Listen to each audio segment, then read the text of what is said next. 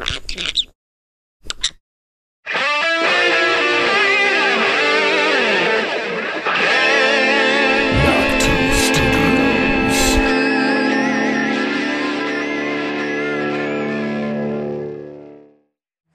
men think they're dying for a good reason. Someone else's reason. So your reasons are true and theirs are false. They don't know their own minds, but you do. Well said. You're an eloquent man. Doesn't mean you're wrong. In my experience, eloquent men are right. Every bit as often as imbeciles.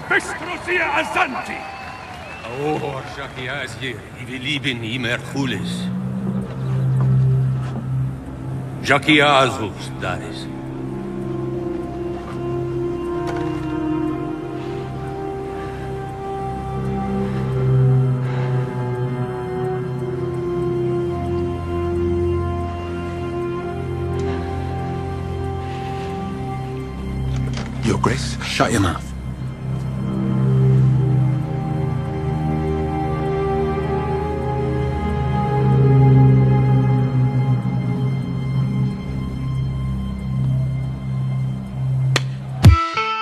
Mount your dragons and draw your swords.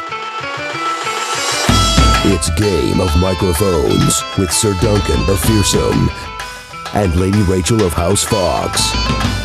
7 blessings, dragon riders and sacrificial princesses, and welcome to Game of Microphones.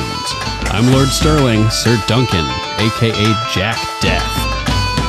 And I'm Lady Rachel of House Fox, practitioner of patience. And this is episode 91. On this episode of our series Rewatch, we're covering Game of Thrones, Season 5, Episode 9, The Dance of Dragons. And in case you're not already aware, this series Rewatch is from the perspective of someone who's current on the show. That means you've seen up through Season 7. If not, there's still time to be burned alive at the stake, screaming by your loving parents, so you don't have to hear these spoilers. Warning. Spoiler alert. Spoiler alert. I'm still recovering from watching this episode, honestly. I can, hear her screaming in my head. So brutal. It's really bad. Still a good episode, though. I mean, aside from that whole thing. I know, we go from, the worst scene to one of the best scenes. Yeah, one of the coolest scenes ever. Yeah. Totally. So what's your number 5? My number 5 is Shireen and Davos say farewell. Nice. And we also get that Shireen is reading The Dance of Dragons, a true telling by Grand Maester Munkin. Yes. Davos is like, well, that sounds like a proper story. So Shireen, starts telling Davos about the story and that he polished a shield for a week until the steel was like a mirror. And then he crouched behind it and crept forward, hoping the dragon would only see his own reflection. Right. Sir Byron Swan. Yeah. But the dragon only saw a dumb man holding a mirrored shield. And burnt him to a crisp, which is... Chills. Horrible. Gives me chills, yeah, because obviously that's about to happen to her. Yeah, so this kind of foreshadows her being burnt to a crisp. Yeah, totally. And Davos is like, thus ending the dragon slaying career of Sir Byron Swan.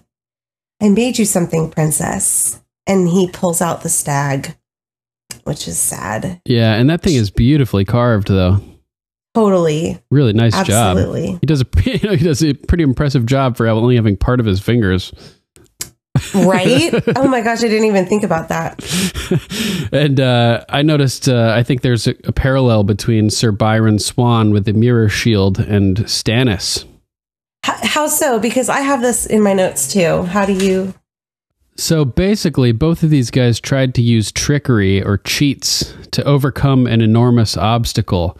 For Sir Byron Swan, obviously it was the dragon, and the mirror was the cheat, the trickery. And for Stannis, it's this insurmountable winter and starvation and freezing cold. And his cheat is he's trying to skip a few levels with some power-ups here by burning Shireen at the stake. And it does not end well for either of these guys. Justice is swift in both cases. And both end in fire. Yes, they do. Dragon fire and creepy red woman fire. Yeah, pyre fire. Yeah. Although that's really the beginning for Stannis. His metaphorical fire comes with Brienne of Tarth next episode. Oh, yeah. So what did you have for your parallel? You wrote down something similar, you said, right? I did. I basically said the same thing that you did, was that, this Byron Swan was using his shield to get closer to his goal, and Stannis is using King's blood to get closer to his goal. Right. You could say Shireen is his shield in this case or something. Yeah. So it's just awful. It's a sad scene because we know what happens, but from a first-time viewer, again, their relationship, Davos and Shireen, it's such a cute relationship. And, Davos is like, do you like it? He's beautiful. Thank you. You're very welcome. Will you make me a dough so he can have company? And I thought that was so cute. And it's so fucked up, though. You never make promises about the future in Game of Thrones, or it's guaranteed that it won't happen. Right. Yeah. This is so sad knowing what happens. Like every line here has a double meaning. Everything is just so brutal. This is a hard episode, knowing this was a definite for the rewatch. For the rewatch, testing the boundaries of for the rewatch. I almost stopped watching the show when this first aired. Yeah, I had a really, really, really rough time with it. I was a new mom, and I was just like, I don't know how someone could even think to write it, let alone you know what I mean? It was totally kind of messed with my mind a little bit. And I was like, I don't know if they're going to start burning little girls on pyres. I'm not sure I like the direction where the show is going. It's interesting too, because it hasn't happened in the book yet, but people had pieced together clues over the years of rereading, basically in between all the books. So book readers have been predicting this adamantly for quite a while. Oh, interesting. And it was no surprise to book readers, although I'm pretty sure that pretty much everybody was hoping that it wouldn't happen, just because it's so awful. Yeah. No one was hoping for it. Yeah, exactly. But this is one of the things that was highly predicted. Got it. Cool. Yeah. Well, cool, but not cool. Yeah, definitely. There's more things with double meanings in this scene too, coming right up, right after that line you just mentioned about making a dough, so that the stag can have company. Yeah. Shireen asks why she's getting a present, and Davos tells her it's because she deserves it, and that he was stubborn about learning to read. His son was always trying to get him to read, but he said, I made it this far without reading. It seemed to me I could make it to the grave. And I thought it was just kind of funny that Davos reading, which he finally agreed to do, which Shireen taught him, is the reason why Castle Black is still standing at this point, and why the crows weren't all massacred essentially by Mance Rayder. That's true. So just this one little thing, Shireen teaching Davos how to behave like an adult, how to be a grown up, saved so many people, and had such a butterfly effect on the universe. Good connection. That's crazy. I love that. Pretty nuts, right? So he says it's a poor way of saying thank you for teaching me to be a grown up. I'll want to hear all about the Dance of Dragons when I get back, he says to her. And she says, you'll read it yourself. And unfortunately, he's going to have to, because she'll be dead. Yeah, and he kisses her on the forehead, and he kind of lingers a little longer than a typical farewell, Yeah, and I think he knows something is up. I think he knows something may be up, but I think he also knows how dire the situation is. And that she's just in danger either way. She's in danger. Yeah. And he's also in a way in danger. He has to travel back to Castle Black. Right. And then go back to the camp. So, I mean, traveling on I'm sure the King's Road in those conditions, or maybe not on the King's Road if they want to stay off the King's Road, and going all the way back up to Castle Black. I mean, there's somewhere between Winterfell and Castle Black. And isn't Winterfell like a 3-day ride to Castle Black? I think it's like potentially even longer. Let's look it up real quick. So it says 625 GRRM miles. Miles. 625? 625 miles. Damn. 630 miles from Winterfell to the Wall, making that a 21-hour journey at 30 miles an hour, which is like wow, way faster than you'd be traveling. I mean, yeah, that's for sure. Even on horseback. Yeah, so that's like a good week's journey, probably. Couple weeks, maybe it's like 3 weeks. That's insane. For some reason, I felt like it was mentioned in the books when Jon and Tyrion went up to the Wall. Yeah, so if any of our listeners out there know the answer, let us know how long it takes to get, how many days it takes to get from Castle Black to Winterfell. It's a long ass trip. We know that. It's a long trip. So it's a sad farewell, and getting back to Davos lingering a little extra long. It does take longer to say goodbye. And so that is a clue to a first time viewer that it's possibly the last time they see each other, which it is. And I went back and forth of putting the burning of Shireen in my top 5 because I know we're going to have to talk about it. And it's like, I don't want it to be the last thing we talk about. Right. But I didn't end up putting it in my top 5 because it's not even remotely close to a favorite scene of mine. Yeah, I don't blame you. I think it's my number 3 or something. So we'll get it out of the way relatively early. Cool. Well, that's all I had for my number 5. So what is your number 5? My number 5 is Dorne. Ooh. Just as a whole, I realized I was having trouble picking number 5 when I realized that this episode breaks up evenly into 5 locations. So I just used all of the locations as my 5. Awesome. So it starts off in Dorne with Jaime walking along, being escorted from his cell to this meeting room where they're all hanging out. And wow, there's an upwards view of from beneath Jaime, looking up at him and to above, and this castle that he's in, this place in Spain where they shot, it is just like so elegant and opulent. It's like a gold ceiling. Yeah. Not only that, but like highly decorated and intricate, and just what a building. Super, super impressive. I loved that they did that camera angle like that. Yeah, totally. So we could see it in detail. Yeah, I liked that too a lot. So Jaime walks into this room, and we got Doran with Myrcella and Trystane and a couple other people, Ilaria, and Jaime sees Myrcella, and they sort of, say hello to each other, and Jaime stops looking kind of surprised. he thinks her dress is too skimpy, basically. Yeah. Which is so funny. What a lovely dress. The Dornish climate agrees with me. Right, yeah. He says, you must be cold, with a double meaning of too much skin is showing. And she says, the Dornish climate agrees with me, with a double meaning of I like the Dornish style better. Yes. The Dornish ways fit my personality. So just kind of funny, like the fatherly type of interaction that he had with her there. Yeah, definitely. So Doran's like, what the hell are you doing here, basically? Why are you trying to abduct our guest in secret? And he divulges that they received a threatening message, the princess's necklace in the jaws of a viper.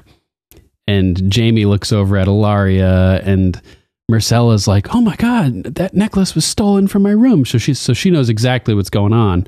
Yeah. Which freaks out Doran because he knows that if that necklace was taken from Myrcella's room, it has to be somebody close, somebody who's in the palace, somebody with access to the, like top security clearance, basically. Someone who hates the Lannisters. Yeah. So all signs point to Ilaria, and he looks right over at her, and there's like a knowing gaze between both of them where he looks fucking pissed, and she's like, yeah, it was me, bitch. And he just looks so mad. It's hilarious. So Doran continues on about how it's stupid to lead his people into war for no reason, basically. Oberyn gave his own life. He knew what he was risking. It doesn't make sense to bring these two countries to war over this whole thing. And I'm like, yeah, good plan. That makes a whole lot of sense. And Ilaria has to just stir the pot just continuously. She's like, no, you just want to break bread with the Lannisters. And he's like, yeah, that's exactly what I'm doing. What we're doing right now. Let us drink to Tommen. And she dumps her cup out all over the floor. Oh my God. The tood that she gives Jamie, she's like, what are you going to do about it? Yeah. I mean, I think if I was Doran at that moment, I probably would have had her arrested on the spot under suspicion for making threats in to a foreign nation. Yeah. So, I mean, she freaking, I guess, you know what, though? He does kind of, when Ilaria goes to leave and she says, no wonder I know I'm skipping ahead a little bit. No wonder you can't stand. You have no spine. He does grab her by the arm. Yeah. And he says, you are a mother to my, 4 of my nieces, girls I love very much. For their sake, I hope you live a long life. Talk to me that way again, and you won't. Right. It's treason, though, basically, what she's doing. She's setting up what amounts to an international conflict outside of the scope of her position, outside of the authority of her tasks. So it's just really fucked up. Doran should not be even letting this much slide at all. Yeah. And, I love the way Doran handles the situation. He's a very balanced individual compared to his brother. And it seems like that's rubbed off on Trystane as well, who decides to let Bronn live, which I liked a lot. Yeah. So, he basically is like, I've seen the war. I've seen the orphans starving. I've seen the bodies pile up. I'm not going to lead my people down that path and into that hell. Yeah, exactly. And so he understands why. He has enough reason in his mind to understand why Jamie smuggled himself into Dorne because of the threatening message. So he is kind of like, okay, I would, there's a reasonable explanation for that instead of sending a raven or displaying it, that they were coming down there. And he also asks, praises King Tommen and asks Jamie, is this my king's command? Yeah. And I like that he agrees to let her go back, but he's also realizes that Trystane and Myrcella need to be wed to keep Dorne in the fold. Yeah, really slick on his part. I like the way that he and a young man like Trystane should spend some time in the capital. Like this. Totally. I know from the book perspective, this is actually fairly common for high lords to go live somewhere else, and for example, like Ned. Yeah, Ned and Robert at the Eyrie. Mm-hmm. So I think, I don't know if that's a common practice in Dorne, but it flows well with what we already come to know about this world. And I also like that he wants Trystane to take the place of Oberyn on the small council. Yep, another really slick gesture. This is important. And it's good training for his son, too, to be a part of the small council as far as growth and development into a prince and one day probably ruling Dorne. Yeah, I mean, imagine if Myrcella hadn't been killed here and she and Trystane had gone back to the capital and then Cersei blew up the Sept and Tommen killed himself. She and Myrcella and Trystane would have ended up as king and queen. Yeah, and that would have been a pretty solid combo, probably. Oh my God. Yeah, for sure. I kind of wish that would have played out. Yeah, because Trystane seems like a pretty good guy.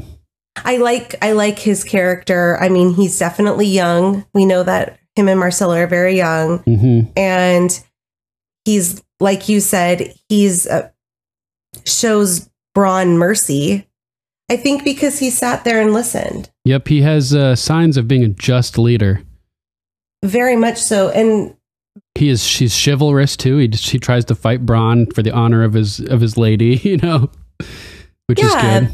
And he also understands that Bronn was just taking orders from Jaime, and he just sat there and listened to why Jaime and Bronn smuggled themselves into Dorne, because they were concerned about Marcella, who is the woman that he loves. And they didn't know who the message came from, so it would be dangerous to address it with the leader who has Marcella in his captivity, basically.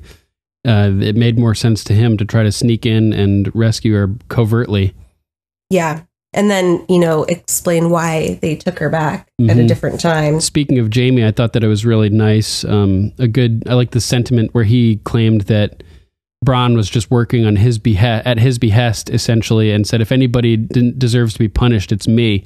Putting himself on the line for Bronn, which I thought was really nice. Yeah. Instead of throwing him under the bus or something like that. Yeah. And I love how Trystane, I love his response to Doran saying, like, you need to decide because you need to practice these, you know, making these types of decisions. Yeah, really cool. And, you know, Trystane says, I've learned the value of mercy from my father. I will set your man free. You're a good man, Jaime said, on one condition. Yeah. And I thought it was very clever of Trystane to do this. Yeah. It shows that he has the strategic thought process that his dad has. I'm going to set this guy free because of the situation. It was just a punch in the face or an elbow to the face. It wasn't like he cut me or tried to kill me. He just knocked me out to get me out of the way. And he has this sort of mentality of the punishment fitting the crime. Yes. Where somebody punches somebody in the face, you don't execute them. You punch them back in the face and call it even type thing. Or if you say it like my son Justin, I'm going to punch him in the back of the face. I don't know where he got that from. That's great. Oh, yeah. So Jaime gives his word that Trystane will take his place on the small council, take Oberyn's place, which I thought was nice too. And that sort of sets Ilaria off as well. The word of a kingslayer. And that's when she gets up and freaks out and leaves. And that line you mentioned about him not being able to stand, have you noticed that he's sort of been in a wheelchair thus far? He has gout, right? Right, yeah. In the books, it's more clear he has gout, and his legs, and especially his knees and his joints and his legs are really swollen and fucked up, basically. And he's just in constant pain. Yeah, he's a really great character in the books. Very deliberate, deep thinker. He's. I like him in the series too. We don't get a lot of him. I wish we got more of him. It's really sad we don't get more. He's kind of critical in the books. It's really cool what he does in the books.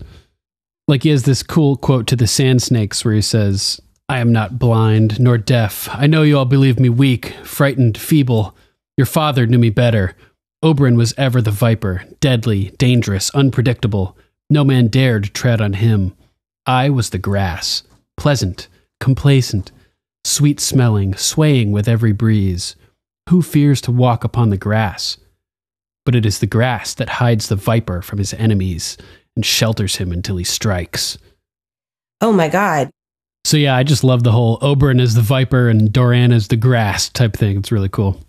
He would be another like good ruler of the Seven Kingdoms. Yeah. He'd be another good candidate. You know how Varys was talking about Dany being like the only candidate. I would disagree and say Prince Doran seems to be another good candidate. When you get into talking about like the Game of Thrones and what that means and all these factions competing over the Iron Throne and playing long games for power grabs and stuff like that. That's the sort of stuff that Doran thinks about. Yeah, I like him. He's cool. Great. So what else you got? So when Doran threatens Ilaria and tells her basically, I hope you live a long life, for the kids' sake, but talk to me like that again and you won't. I thought this was kind of like his Ned Stark warning Cersei moment, where instead of taking action that he needs to take to handle the problem, he warns the instigator, basically warns the criminal element in this case, and gives them time to prepare and set up diversions and their own schemes. And he ends up being killed by her. Yeah. So it's the start of his demise. Yeah, totally. He should have had her arrested basically, instead of letting her walk away free and to scheme and machinate. Totally. So cuts to Bronn and the sand snakes. Oh my God. This is a really brutal scene. Oh, they don't seem very tough here. You know what I mean? Yeah. Like she's slapping her hands and she's like, does that hurt? Does that hurt? No, that would never hurt the sand snakes. Just a slap on the hands. I have not gotten to them in the books. So I thought it was a funny scene when I first watched it, because I had no preconceived notions of what the sand snakes even were. Yeah. So I personally enjoy this scene. I think it's kind of funny when she just bitch slaps her across the face. Yeah, that part was really funny. I'll give you that. So I don't hate it, because I don't have a preconceived notion of how badass the sand snakes are. Right. And if the books didn't exist, the scene would be fine. Exactly. So I'm sure, knowing what I know now about the sand snakes, I agree that this is probably not what they would be doing in their spare time, even locked in a cell. But I found it kind of comical. Sure. Yeah, I feel you. And it's good to have somebody who's, more happy about the scene. So it's just, we're not just totally downing on it. You know what I mean? Talking down about it. So they're doing their thing over there, slapping each other, and Aryo comes to let Bronn out, which is pretty funny. And he's like, oh, am I going to be happy at the end of this walk? And Aryo, ever menacing, you'll find out very soon. Like, oh, shit. Is he going to live? Is he going to be executed? We know, obviously, but Bronn doesn't. And Tyene gets in one more little thing with Bronn. Say it one more time, handsome. Who am I? And he sort of walks past and looks away, and the most beautiful woman in the world. And what do you think was going through his mind at this moment? Was he cowed by her, having been defeated? Yeah, I think so.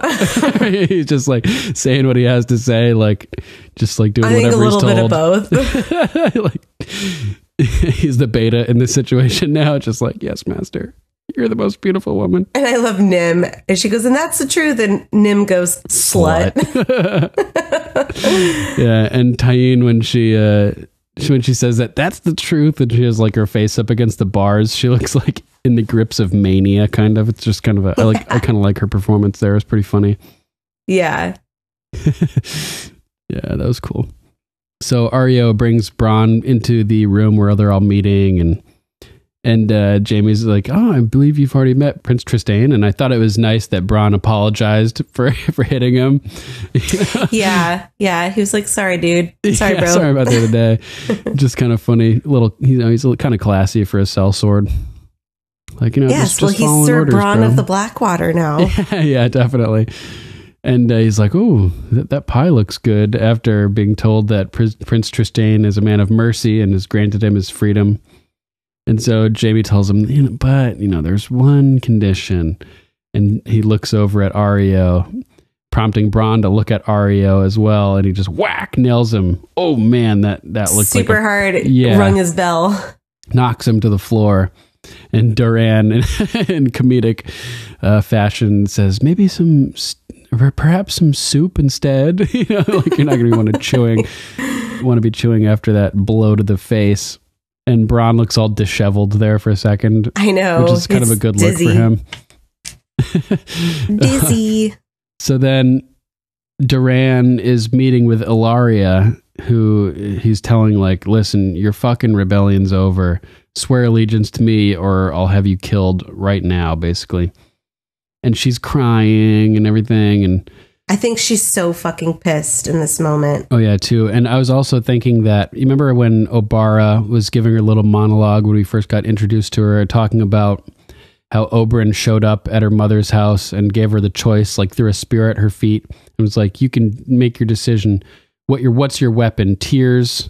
Like your mom is crying here to try to manipulate me into letting you stay with her, or a spear, and she picks the spear.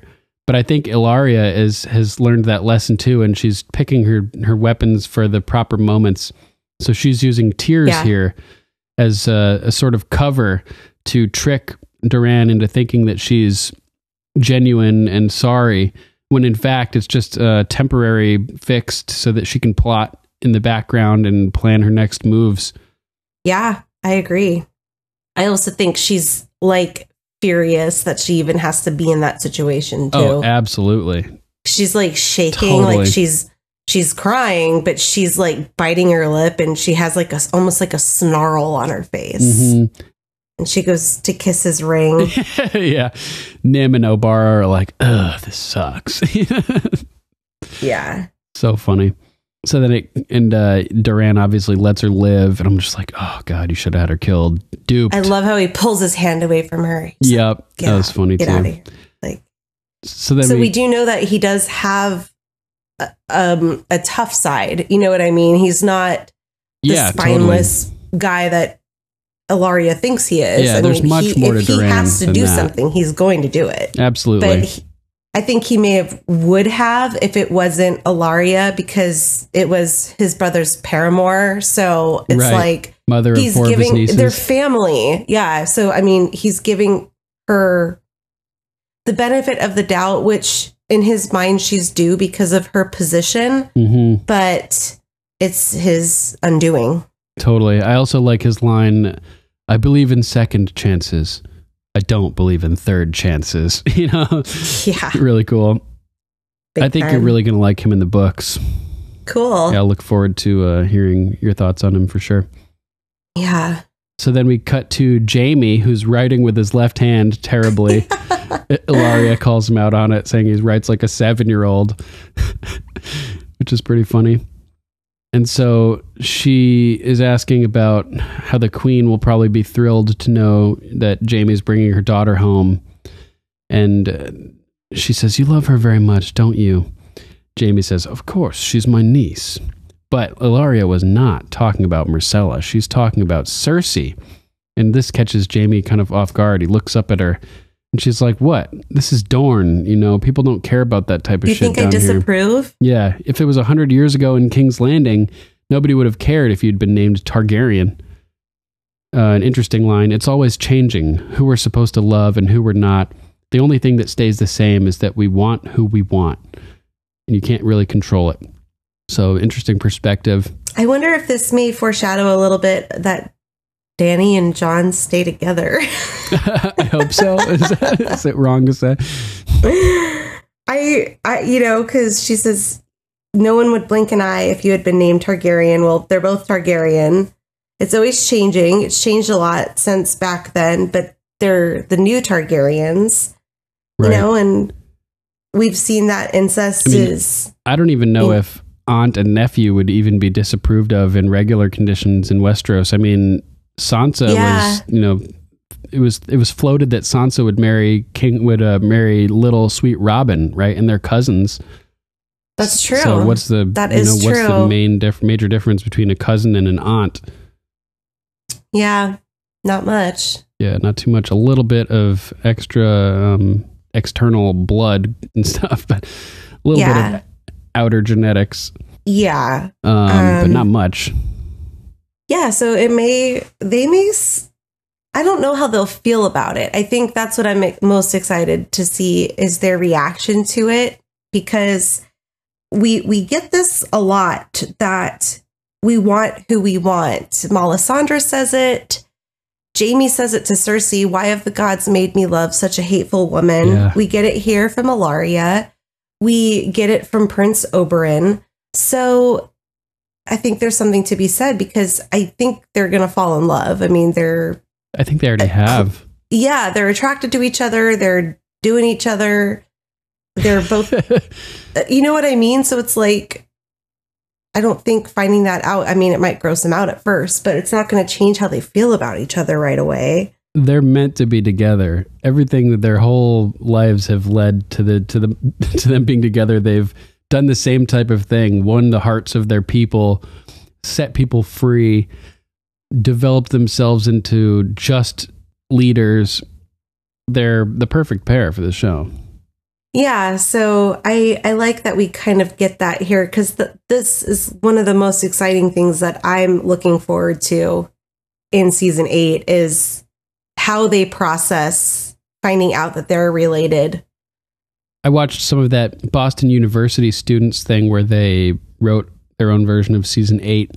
Oh, you did? Yeah, it was really cool. Really well done. And you can tell it was written by hardcore fans. Definitely. But oh, nice. They covered this a little bit, and the way that they saw it going down is that John decides to keep his oath to Dany, and he had already knelt to her, essentially. So he tells her, I know that my claim is technically stronger, but I've already sworn my sword to you, and that's not going to change. And then Dany tells him, don't turn on me, basically, because there's no turning back, But interesting. Then she's thinking in her head that what right does she have to usurp Aegon in the line of succession? So she's contemplating kneeling to him, basically. It's like pretty interesting, I think if it comes down to it, John will not willingly sit on the Iron Throne if it's him or Dany. I think that's the last thing that he wants. Totally. I think he'll do it if it comes to that. But if he has a choice to have Dany sit there or him sit there, I think he would let Dany sit there. For sure. I had to stop watching after like an hour and a half of the first 3 episodes. I mean, I didn't have to, but I was just getting a little nervous before anything major happened in case they started getting things right. I was like, I don't know if I can keep watching. But I am really looking forward to going back and watching it after season 8 does come out to see how much they got right. I think that's when I'm going to watch it. I've been holding off because I want to just keep it as fresh as it can be. Right. Yeah, totally. I'm definitely going to watch it, though, after it airs. I highly recommend it. It was really, really well written. Really well written stuff that I saw. So Ilaria is continuing to talk to Jaime, and she says, I know your daughter had no part in the terrible thing that happened to the man I loved. So she also knows that she's his daughter, which is pretty funny. Yeah. But she says, perhaps even you were innocent of that. And she's using total psych warfare here on Jaime, just totally getting in his head and making him think that she relates to get his guard down, basically. And it's sort of she's ominous. Not a suspect. Right. And and it's sort of ominous the way that she says, like, I know your daughter had no part in it. Perhaps you were innocent of that. And then she walks out. But I feel like there's a third sentence that is unsaid here, which is, but I'm still going to have to kill her to make Cersei pay. Yeah. Definitely that feeling for sure. And that makes this whole thing even more fucked up, is that she knows that Myrcella's innocent and everything, but she still decides to kill her. And like John, or like, I feel like it's a sentiment that's been explored in this before, but children don't deserve to be punished for the sins of their fathers or their parents. Yeah. And it's super fucked up to kill the innocent Myrcella over this whole thing. I think it's horrible. I mean, it's no different than burning Shireen, really. And I know we've talked about it. It goes completely against what Oberyn was about. Yeah, so they're absolutely. Avenging their lover and father. Yeah, by doing something that he is completely opposed to. I just don't see why they would think that is okay. Right. That he would have wanted that. It's like burning churches in the name of Jesus or something. Yeah. You know what I mean? Yeah. Something like that. So she then leaves Jaime looking there, sitting sort of looking kind of perplexed and maybe a bit uneasy after this ominous comment by Ilaria, who he knows hates his family, or at least Cersei. It's definitely confusing. Yeah. So that wraps up my number 5, is all that Dorne stuff. Dorne. Okay, cool. What's your number 4? My number 4 is oysters, clams, and cockles. Perfect. Mine is Bravos. Awesome. Cool. So my number 4 is specific to when Arya sees Meryn Trant again. Yes, amazing. So she's walking through the alleys. And she says your favorite line 4, 5, 6 times here. Oysters, clams, and cockles. 6 times. And the creepy guy, he's like, how much for your little clam? I'm like, God. You're gross. You're gross. And Arya's like... Foreshadowing the whole Meryn Trant thing, huh? Oh, yeah. I didn't even all think of that. All that pervy, like, pedophilia stuff that he's all into. Yeah, that's gross. Yeah, it's really time. Creepy. You have a fresh one for me tomorrow? The lady's like... Talking about an episode with little girls getting abused in, like, all kinds of horrible ways. I know. Jesus that's Christ. What I'm saying is... When I first watched it, this episode, like, granted, the end of it's amazing, but yeah, I was like, this is really getting crazy. I wonder how many people would have left the show if this episode did not end with the dragon scene. Like if it ended with a Shireen. I knew that I was invested enough to keep watching, but it did cross my mind that if there was another like really bad thing like this, this bad, I would have probably maybe stopped. Damn. Yeah, I'm so glad I didn't though. Yeah, totally. Me too. As much as I hated that, I do not, when I rewatch it on my own spare time, I do not watch that scene. Yeah, I don't blame you. I forward it at lightning speed. I was having physical reactions to it, like almost like my whole body was like clenching, and Justin was napping too, and it took like everything inside me not to like go in and like wake him up and give him a big hug. Yeah. So, for sure. The thin man starts waving Arya to come over, and he's like, "Some oysters, girl. I'm talking to you. What the fuck? Yeah. Why aren't you answering me?" So funny how she just blows him off entirely when she sees the Kingsguard. Cannot believe her eyes. Yeah. She's like, "Is that really who I think it is?" And you can see it in her face. She's like processing this whole situation. Yeah, there's one shot in particular where it shows the boat and Kingsguard, Meryn Trant stepping off the boat, then it cuts back to Arya, and it like sort of fast zooms in on her face, and that tells you that this is an important moment. And she's like, Meryn fucking Trant. Yeah, and so it cuts over to the banker, and it's Lord Tyrell, on behalf of the Iron Bank. May I be the first to welcome you to the free city of Bravos. I hope your journey was trouble-free. And Mace is like, there was a little bit of choppy weather, out on the water, but nothing too bad. Good to see the old chap is still guarding the harbor. So we discover that Mace has been to Bravos before. Oh, yeah. Because he's seen the Titan. The Titan. I was wondering, so remember how Jaqen had sent Arya down here and said, a man does not know what a girl may see, basically. I'm wondering if the whole time Jaqen knew that Meryn Trant would be showing up here and sent her down for this reason. Yeah, I kind of do, because later on when she returns to the House of Black and White, which we'll get to, but he asks her basically what happened, and she's like, the thin man wasn't hungry today. Maybe that's why they call him the Thin Man. But like he knew that was a lie. I feel like he knew it was a lie. She walks away, and he's sort of watching her as she walks away, like peering suspiciously. And I feel like the reason he sent her down there was for this, basically. I don't know. There's some weird shit going on here for sure. I thought maybe he had the waif spying on her. Who knows? They could put on any face they want. You know what I mean? So he could be the Thin Man for all we know. Yeah, that's what I was thinking. There has to be a bit of magic with the House of Black and White. You know what I mean? Yeah, like visions or something like that. Yeah, because he sends her down there. She comes back with info about the Thin Man, and then nothing about Meryn Trant yet, right? Obviously, so he tells her to go back and stay down there and stake him out, basically, which gives her more opportunities to run into Meryn Trant. I don't know. I feel like that he probably knew. I mean, it's not far-fetched. That could totally happen. That could totally be it. I mean, if he has a glass candle, if there's a glass candle burning in the House of Black and White, then anything's possible, basically. Yeah. You might not know about that, huh? The glass candles are in the Citadel, right? At least one. At least one, yeah. I don't know much about the glass candles, but I know that they have significance as far as like magic. Yeah, really fucking cool. Just wait. Cool.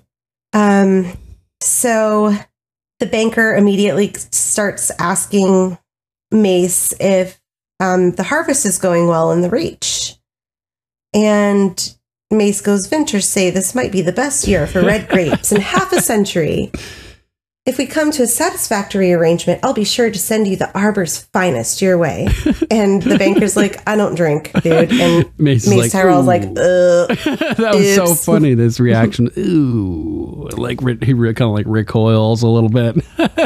Yeah. So this little short part was my number 4 because I love oysters, clams, and cockles. And I loved how Maisie Williams portrayed that feeling of seeing Sir Meryn again. I thought it was very important to her story arc and showing that while she's trying to be no one, clearly Arya Stark is alive and well in her soul. Absolutely. And changes her trajectory, which inevitably sends her back to Westeros. You know, I think if she would have truly became nobody, maybe she wouldn't have left Braavos. Maybe. Yeah, she'd be doing whatever she was told to do, basically. Yeah. Should have become part of the faceless Borg. Maybe eventually go back to Westeros because Jack and Hagar was in Westeros at some point. But, this is the turning point to get her back to Westeros. Yeah, in the books, Jaqen may end up at the Citadel. Dun, dun, dun. Dun, dun, dun. On a secret mission. Cool. Yeah, totally. Okay, so I'll let you take it from here because I know your number 4 is Braavos. Oh, and there's a lot more Braavos to talk about. Yeah, so they're walking along after the whole wine thing, and Mace is talking about how some consider usury to be distasteful, dishonorable, pure nonsense, of course. You know what usury is? No. It's like when somebody lends money and they charge interest on it. Instead of just paying the money back, you got to pay additional fees. Got it. And for instance, the Bible is like against usury. So it's just kind of funny. Pure nonsense. He's all for the banker's trickery, which is kind of fucked up. Yeah. And then Mace says, "Did you know that at one point Magar III tried to outlaw usury in the Seven Kingdoms, wanted to arrest anyone caught charging interest and cut off both their hands?" And the banker had said, I'm glad we see eye to eye in this matter. But it made me think of yet another biblical thing. You know what the one time where Jesus got like really mad was and got physically violent? Yeah. When he whipped the money changers and forced them out of the temple. People doing this type of stuff, charging usury and messing around with money. So it's kind of like a serious issue for Jesus. Turn the other cheek unless you're a money changer, in which case I'll whip you. Which is pretty cool. Yeah. And I love how you can see the Titan of Braavos in the background as they're walking along. Yes, I made that note too. Yeah, really cool. It's really shooting cool. Up through the mist. Shows how big it is. Monstrous.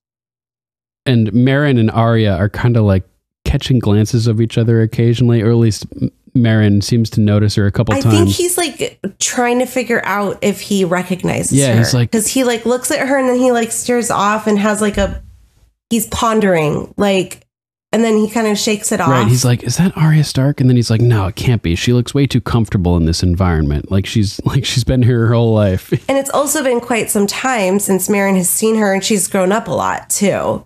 You know, Yeah. so she was kind of a brief gangly little girl that had wild hair and dressed like a boy. And Lana has her hair up in braids, and she's, you know, nicely dressed and in a dress.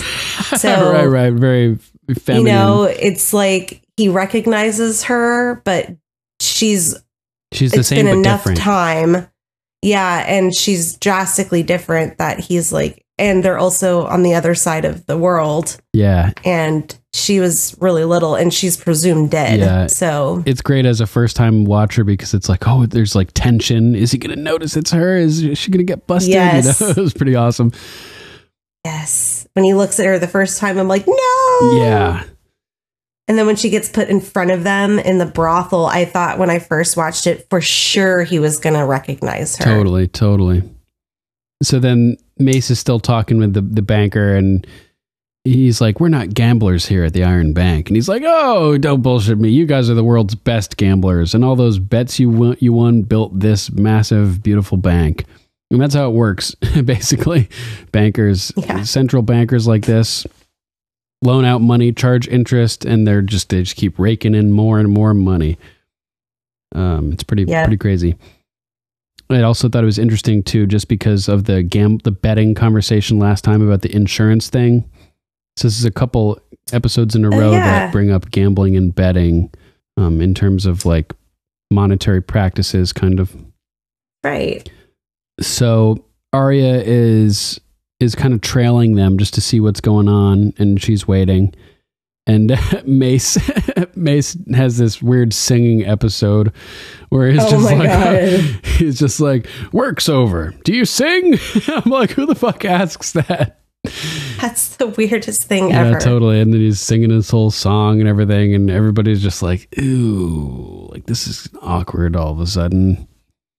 Yeah, and he's like, has his arm around the guy, and he's like swaying from side to side. And the guy's like, this is fucked. Everyone's just like, this is really awkward. Awkward. Yeah. He's such an oaf. He's a boob. Oh, totally. Boob. Boob. Cuts to Meryn walking through an alleyway, and he's like, I thought that old shit would never stop singing. Which is like what we were all thinking, basically. Right. And then, I like how he calls him old shit. Yeah, totally. And then he's talking about how the Tyrells can all rot in hell, the treasonous cunts. They were going to make that boy fucker Renly king, which is kind of funny because so obviously I'm using the script here for notes. And the next time I typed in boy in part of the later notes in this, it tried to auto type for me, and it tried to make me type boy fucker. I was like, why are you doing this? That's awesome. Yeah. I think it's funny. I think it's kind of funny that he says they are going to make that boy fucker Renly king when he's like a little girl fucker. Right. Totally. Yeah. I mean, which is worse. it's like, who cares if he's gay? Like, you're exactly having sex with like 10-year-old girls. Like, that's a problem. That's actually a problem. Yeah. Even the guards that he was with think it's a problem. For sure. Having a fetish of like taking little girls' virginities and like beating them senseless. Beating them. Yeah, totally. So. Yeah. Any of those by themselves are bad enough too. And then adding them all up for Meryn Trant, it's just like, fuck, dude, this guy is such a douche. Yeah, he gets his comeuppance though. Oh yes, he does. I love it. Totally. Yeah, so he's like, this is the place, lads. The sleekest little minx in Bravos. Yeah, gross. It's like, oh, gross. So gross. And then he's just like, they go in there, the whole thing, Arya sneaks in and everything, and they're parading all these women in front of him. And that Laura is back. She's the one that's like, let her in. I want some oysters. That's all right. Cool. Yeah, I can never remember. That's Laura. Yeah. That's awesome. So this is the last time we see her. Oh.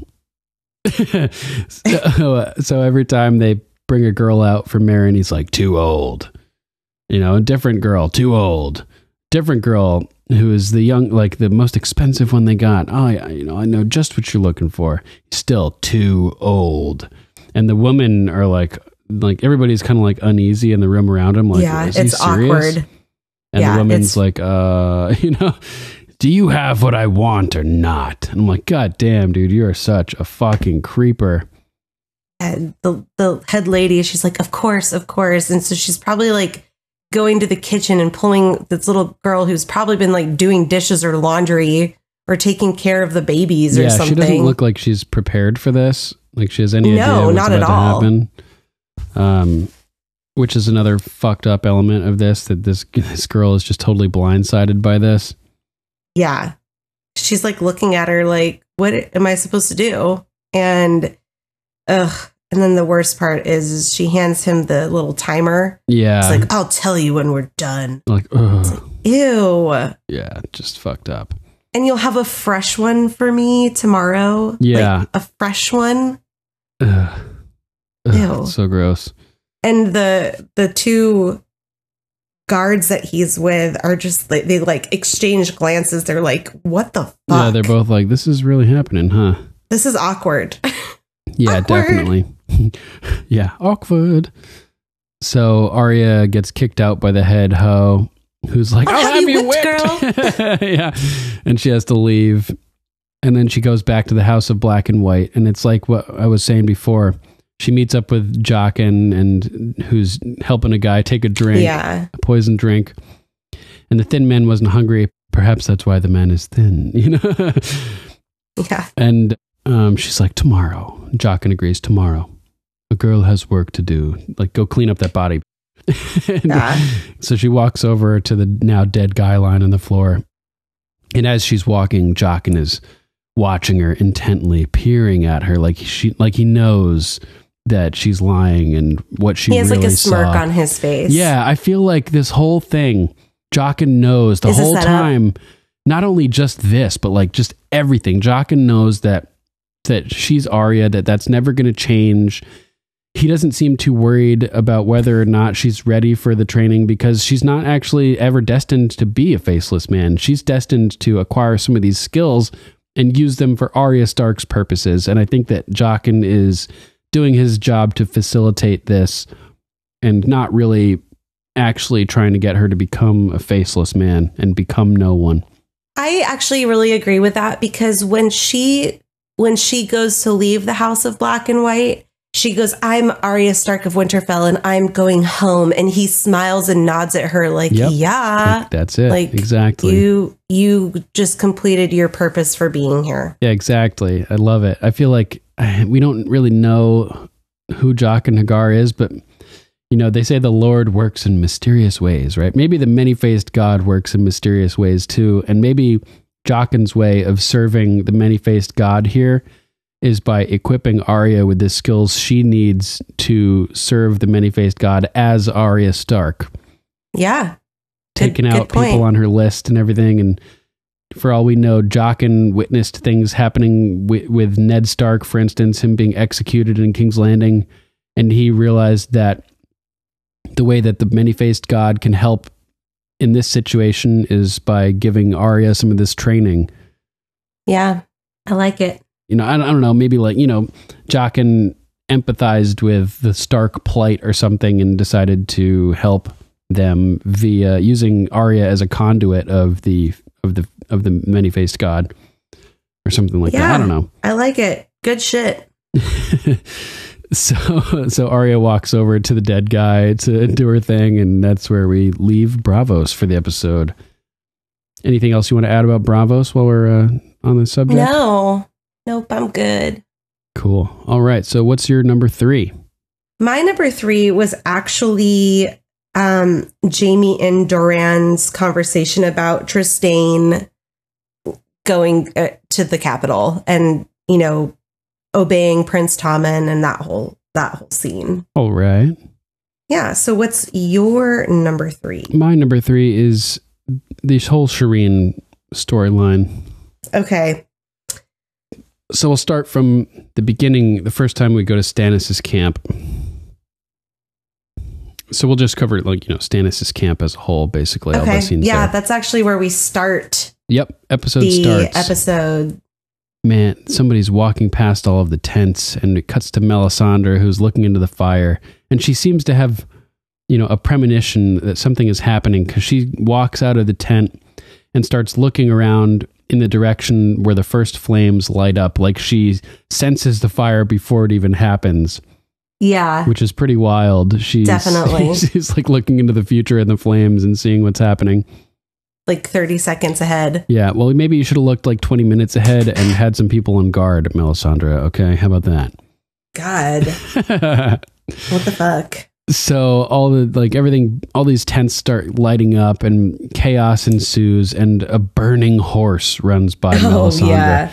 And I hate that. The effect was really cool, but I don't like it. Yeah. Well, I like it, but I don't. Yeah, exactly. I do not like innocent animals being injured or being, in pain or things like that. So it was really brutal to watch. Although the effect was amazing.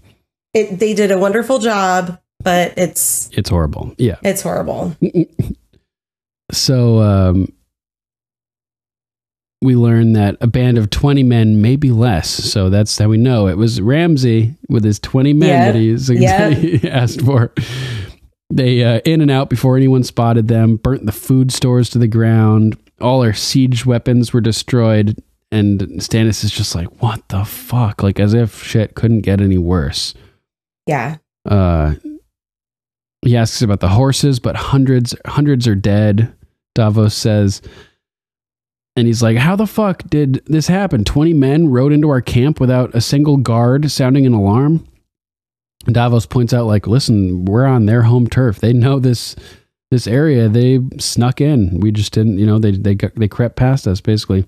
And Stannis is super hardcore here. Put last night's guards in chains. Either they fell asleep or they were conspiring with the enemy. Find out the truth and then hang them. So either way, they're getting killed. Yeah. Yeah. That's crazy. That's Super so intense. Yeah, definitely. Hardcore leader. So Davos is like, listen, we're stuck. Unless there's a thaw, we can't keep pressing forward to Winterfell, and we don't have enough food to get us back to Castle Black. Stannis is like, we're not returning to Castle Black. Forgive me, Your Grace, but if we can't march forward and we won't march backwards. And then Stannis looks over at Melisandre and Selyse, and Davos follows his gaze. And I feel like right here, he knows that something is fishy as a brew, because if they can't march forward and they can't march backwards, and the situation is hopeless, but Stannis seems to have some type of ace up his sleeve. And he looks over at Melisandre and Selyse, and the combination of the both of them, it's got to be... They were like, it's time. Yeah, it's got to be sending Davos' spidey senses. He's getting little tinges of uneasiness. Right, because last time Stannis was in a bind, he was there when he wanted to use Gendry's king's blood. Yeah. So it makes sense that the use of blood magic is something that Davos would be worried about Stannis attempting to do again. And in this case, the only other source they have of king's blood that's around is the Princess Shireen. So naturally, she's on the short list of people in danger when there's a need for magic, and Melisandre is around, basically. Yeah, definitely. So I feel like this has probably crossed his mind, and he's very worried about her already at this point. So yeah. Stannis is like, have the dead horses butchered for meat, and walks over to Melisandre, and Davos is like, shit. So next, Davos ends up in Stannis' tent, and he's like, listen, I'm sending you back to Castle Black, find some good healthy horses and a few men to guard you, and bring this scroll to the Lord Commander. Tell Jon I need food, supplies, fresh horses, and in return, when I take the throne, he'll have all the men he wants. He can guard all 19 castles if he wishes. It's important that we need this stuff. And I like how Davos is just trying to figure out any way he can to get out of this, because he knows. Yeah, he wants to stay. Yeah, he's like I'm your hand, and the king's hand should never abandon the king, especially in a time of war. And he says, you're not abandoning me, you're obeying a command. And Davos is like, anybody could do this. You could send a fucking raven, you could send a boy. Like, it doesn't have to be the hand of the king. And so again, Stannis responds with some logic, like, what's the boy going to do when Jon Snow refuses? It's got to be the hand. Otherwise it's useless. It has to be somebody with authority who can speak for the king. Authority, exactly. And in the books, he sends him on some missions like this too, which not quite like this, but different type of stuff. Davos in the books is the best, man. He's so good. I love Davos. Yeah. Oh, man. He's so witty and funny and dry. Yeah, and the smart. casting is perfect in this show for Davos, yes, too. They really, really definitely. nailed it. Nailed it. So Davos is like, Your Grace, perhaps Queen Selyse and Princess Shireen could accompany me. And you can tell he knows something is going on. He's trying to get Shireen out of there. Mm-hmm. And I think it's really fucked up that in the next line, Stannis refers to Shireen and as family. He's like, considering what he's about to do, it's just so twisted. My family stays with me. At least let me take Shireen. A siege is no place for a little girl. My family stays with me. And I'm like, oh, fuck. That's, it's just like referring to his family, when you're about to burn her. It's so twisted. I don't know. It's disturbing to me. It's very disturbing. Extremely disturbing. Yeah. And so he's basically like, shut the fuck up, Davos, get out of here. But at least Davos kept trying for a little bit. He was like really trying to get Shireen out of there. Yeah. So then he tried. It cuts to Davos sort of walking around outside to gather his supplies and people to leave. And it's showing the men, Stannis' men, they're like lined up for food and they're shivering and coughing. And you can hear the ambient sounds of the camp are just like, it just sounds bad. Like these people horrible. Are not in Everyone's good shape. Sick. Everyone's sick. Conditions are worsening. Everybody's starving. It's really, really bad. And that's bad when news. That's when he goes to see Shireen and gives her the gift, which we all talked about. The parallels between Sir Byron Swan and Stannis cheating to accomplish a goal and getting burnt pretty quickly as a result. And then it cuts to Shireen playing with her stag figure, and Stannis comes in. This is so fucked up. Yeah. Again, this is my number 2. Oh, it is? Yeah. All right. So you want to take over for a little bit? Sure. Cool. I just thought it was really important to have Shireen in my top 5 without it being the the burn scene. Right. So I put her in a couple of times, but Shireen starts talking to her dad about what she's reading. It's A Dance of Dragons, and Stannis, I wonder why he's in there. Is he saying goodbye, or is he, like still debating what is his purpose in this moment before we know the decision? Like, what is his reason for going into the tent to begin with? I feel like he needs to vent, which is what he ends up doing. Yeah. Because it's very out of character for him to vent. I think the grand purpose is it's his last line sums up the grand purpose of this visit, which is to get Shireen's forgiveness. Yeah. Yeah. And it's so sad because she tells him this story. It's the story of the fight between Rhaenyra Targaryen and her half-brother Aegon for control of the 7 kingdoms. Both of them thought they belonged on the Iron Throne. Sounds like Stannis and Renly. Yeah, totally. When people started for declaring for one of them or the other, their fight divided the kingdom in 2. Brothers fought brothers, dragons fought dragons. By the time it was over, thousands were dead, and it was a disaster for the Targaryens as well. They never truly recovered. Yep. And he goes, the dance of dragons. Why is that a dance? He lacks a certain element of humanity, like nuance, metaphor, abstract creativity, whimsy. Reading between the lines. Yeah. Yeah. And he's like, that doesn't make any sense at all. And Shireen's like, I think it's poetic. Yeah. And it's so cute. Mm-hmm. The line about how the Targaryens never truly recovered.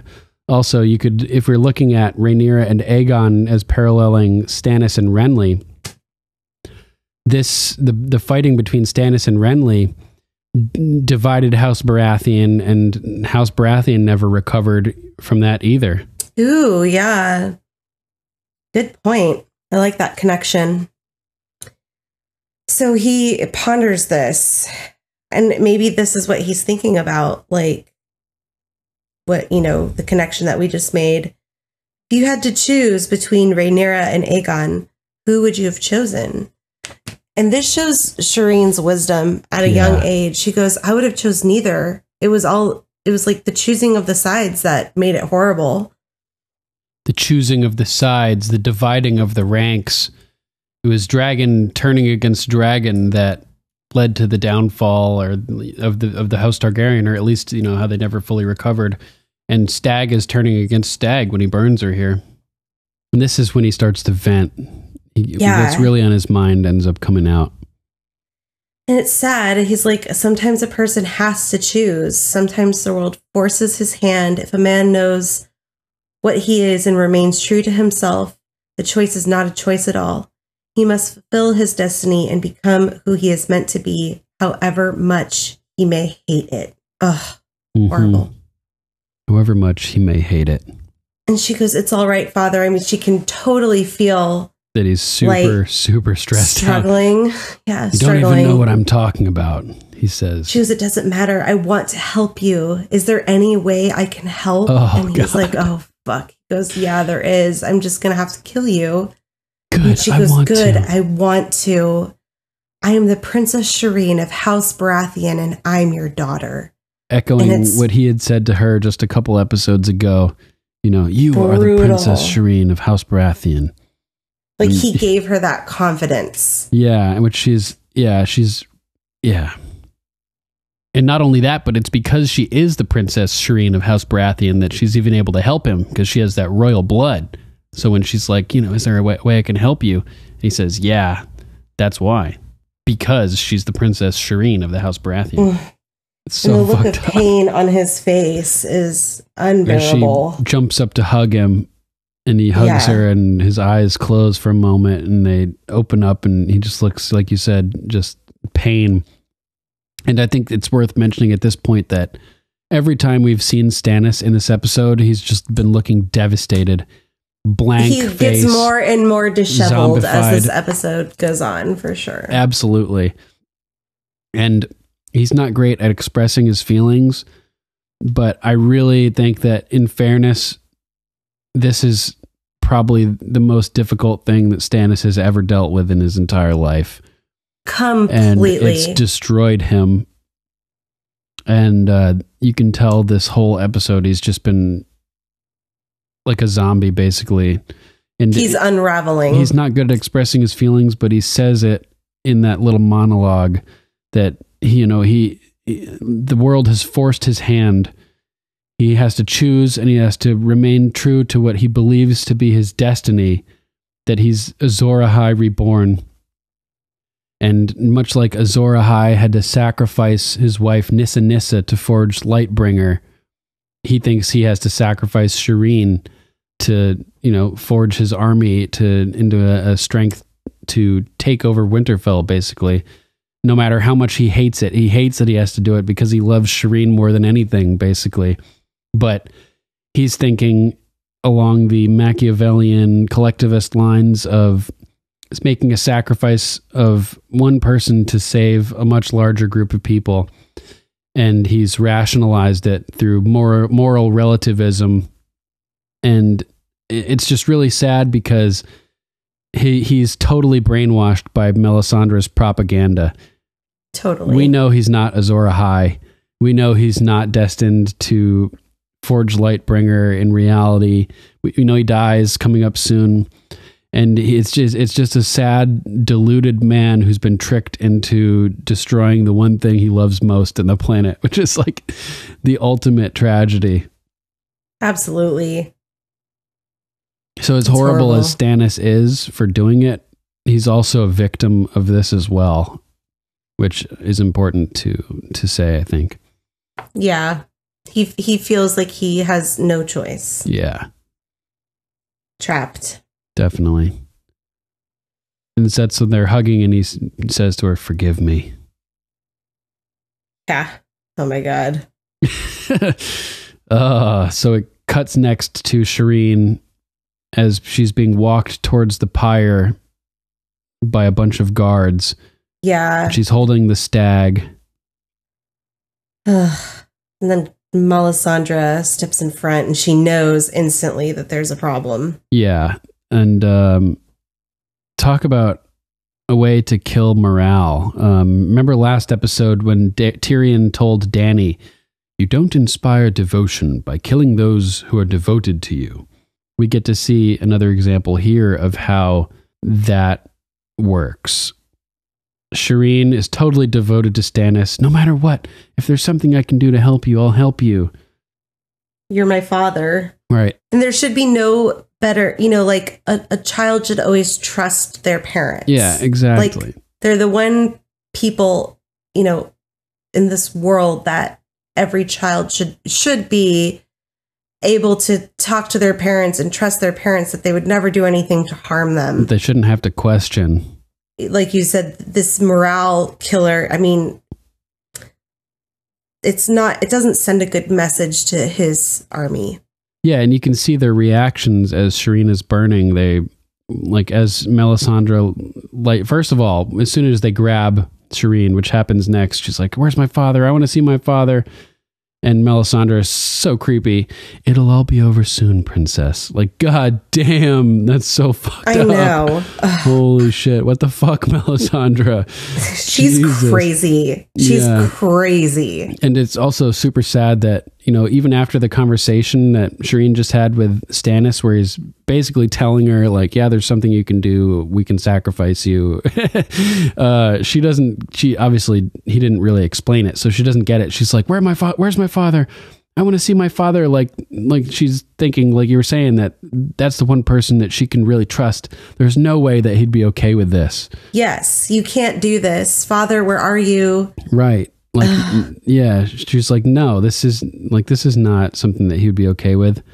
And as they grab her and start to drag her towards the pyre, Stannis's soldiers are looking on. They start to like cluster around and they're sort of like, what the fuck is going on here? And just like, I mean, if your leader is burning little girls at the stake, what are you fighting for? What is the end game if it's going to look like that? I know. You need to be fighting for something good. You're fighting for a leader who's going to be burning little girls. Like, that's got to, throw into question your whole allegiance and motivation for, like, what are you fighting for? And so they're all looking on in horror as they start to tire to the pyre. And Stannis walks out grimacing, just like, and his hair is all fucked up and he looks a hot mess. Rugged. And he's famous for, in the books, grinding his teeth. He's just constantly grinding his teeth. Oh, really? Yeah, and I feel like he's really grinding hard right now at this moment. Like, like little chunks of his teeth are probably falling off in his mouth. So he comes out grimacing and you can see like the look on his face as he sort of watches on, and Shireen is screaming, "Let me see my father. Where are you? Please," and Selyse, I think it's starting to hit her. She seems like she's been in on it the whole time, for at least for a while, and sort of okay with it. But I think it's starting to hit her because she seems like she's trying to convince Stannis that it's okay and necessary. I think she's trying to convince herself. Right. She's trying to convince Stannis in order to convince herself. Like, if she can convince Stannis and Stannis thinks it's right, then maybe she can be convinced also. It's like she's projecting. Yeah, totally. So she's like, it's what the Lord wants. It's a good thing, a great thing. And this is when Melisandre starts chanting out, "The year is now. We offer you up this girl, my lord. May you cleanse her with your fire," etc. And Selyse is sort of like getting a little more agitated. If we don't act, then we'll all starve. Here, all of us. But if we make the sacrifice," and it cuts back to Melisandre, "accept this token of our faith. Lord of Light, show us the way. Lead us from the darkness." And then Shireen starts screaming for her mother instead of her father. Which is fucked up because... I can't even... Right, like Shireen would never be asking Selyse for help. Like, she knows Selyse doesn't even like her pretty much, so she must be really desperate. Like, Stannis isn't responding, and she starts calling out to Selyse. Like, even Selyse has to know that that's fucked up, that is. Well, I think it triggers hearing your own child call out for you when they're panicked or afraid or sad. It's one of the harder parts about being a parent. Sure, must trigger all kinds of shit, I bet. Completely. Like, it's hard to see your child in stress, and it's biologic. You know, right. There's something that goes on. And that's what just happened. It boils over and it's too much for Selyse. It hits a primal nerve in her brain that her offspring, her child, is in desperate need of saving. Right. So she pushes Stannis Right, she's just away. Like, I can't. And like it also has to, like, she's had all these stillborn babies and everything. I know. It's her only it's her only fucking child. That makes it more intense, right? like the one child you have and you're letting this happen. And I think she's past her childbearing years, perhaps. Yeah, maybe. And Stannis is like, there's no other way. She has king's blood. And that's when Selyse pushes off and starts running. And the Stannis, like, you know, motions to the guards to go after her. And Melisandre lights the pyre. "Lord of Light, protect us, for the night is dark and full of terrors." So it's like, you're God. A terror. Yeah, you're burning a little girl. Like, what the fuck? Yeah, so fucked up. And as she lights the pyre, you see another reaction from the soldiers, who are all just kind of like, "Oh my God, this is so fucked up." Yeah, one guy in particular, they must have thought that his acting was really great in displaying the reaction that these soldiers would have. Like, this is so fucked up. So they show this one guy a few times, which I thought was really good. And they're all, as Shireen starts to burn and she's screaming, you know, "Mother, don't do this. Please, please help. Father, mother." Selyse runs up and gets dragged to the ground and starts freaking out. And most of the soldiers, as Shireen is burning and screaming, just wailing blood-curdlingly, the soldiers are like bowing their heads and looking away. Like they can't even look. They can't even watch this fucking insanity because it's fucking horrible. And it's so hard even just to watch this as a viewer. And then after Selyse's her screaming is just escalating and getting more and more shrill and wild. And Stannis, his eyes are wild, and he's just like, you can see his teeth just mashing each other, and he's just looking more and more crazed as he's trying not to lose his composure and trying to just go along with it for the greater good and to fulfill the destiny that he thinks he has, and it's killing him on the inside. And as Shireen lets out her last horrific scream, which is like an octave higher than it was. Yeah. The acting, that actress. Incredible acting. Incredible. Yeah. Like that last scream. And Stannis closes his eyes. I just can't, like, I had like tears in my eyes. I was just like, I can't even do this. Yeah. If you don't have tears in your eyes at this scene, like, you're a sociopath, basically. It made me like nauseous. Yeah. Ugh. Like, it's that sense of, I kept getting that sense of like dread, like my adrenaline was going. Yeah, totally. Ugh. just waves of like my whole body tensing up. And so as she gives that last scream and it falls into silence, and Celise looks back up and is just like, no, you know. And, oh my God. And it's just so fucked up. Like if you even fucking crazy person, Yeah. you're killing your child. If you thought that you were just going to stand there and not have it be painful, you're fucking crazy. Right.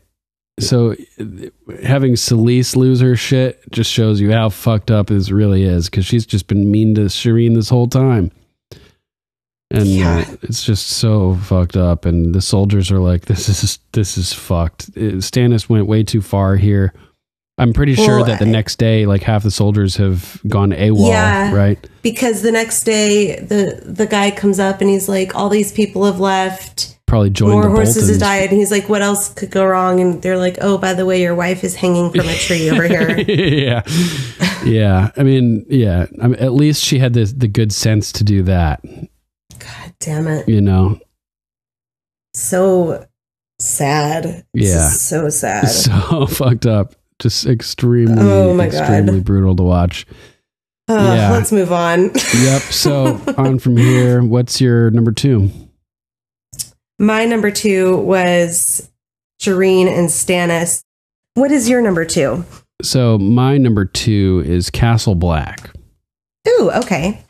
So Jon and the wildlings reach the wall, and it's just amazing as they're walking up, and we're seeing 1-1 walking with them. Every time I'm just so blown away by the special effects that this giant is pulled off so seamlessly. He seems to be really standing next to all these men, and it's just incredible.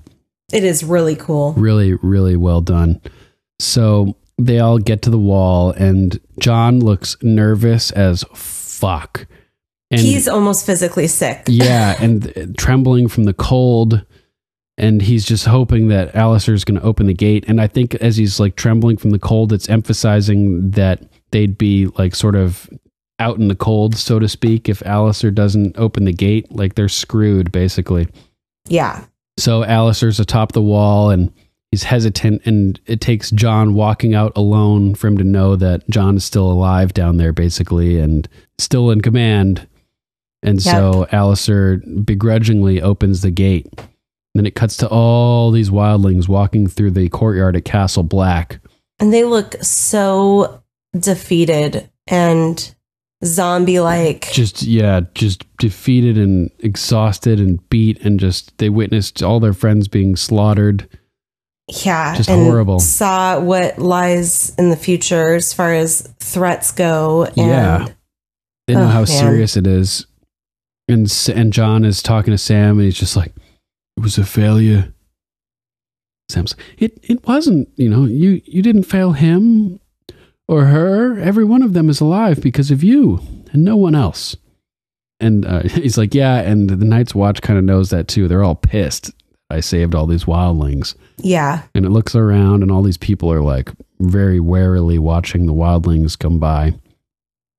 And right about then, 1-1 emerges out from the passageway where Mag the Mighty died under the wall, and stands up tall and starts walking. Everyone's along. like, whoa. Everyone is just like, oh my God. Like all the Night's Watch look kind of like nervous by that, obviously.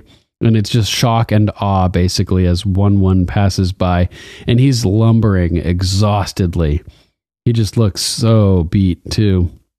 Maybe he did swim the whole way. Yeah, maybe. And Jon smiles as he sees Ollie, and Ollie just kind of glares and rushes off, leaving Jon hanging, his mean smile mugs him. fading. Yeah, mean mugs him big time. And oh man, I'm going to be so sad next season when 1-1 dies. Fuck. Yeah. Fuck me. God damn. You can't have nice things. No. You just can't have nice things. 1-1, not 1-1. Oh. No. So it just cuts back to all these guys glaring at Jon. Alistair comes up and says, "You have a good heart, Jon Snow. It will get us all killed." And Jon's like, hopefully not, but it'll at least get Jon killed. Yeah. he says, you have a good heart and it will get us all killed. And Jon gets stabbed in the heart. That's the killing blow. Yes, nice. I like the way you put that together there. That's cool. Thanks. And so now our collective number one. Numero uno. And for the first time in hundreds of years, a dragonrider is born. Badass. Take it away, Lady Rachel. So we are in the fighting pits and Dany looks stunning.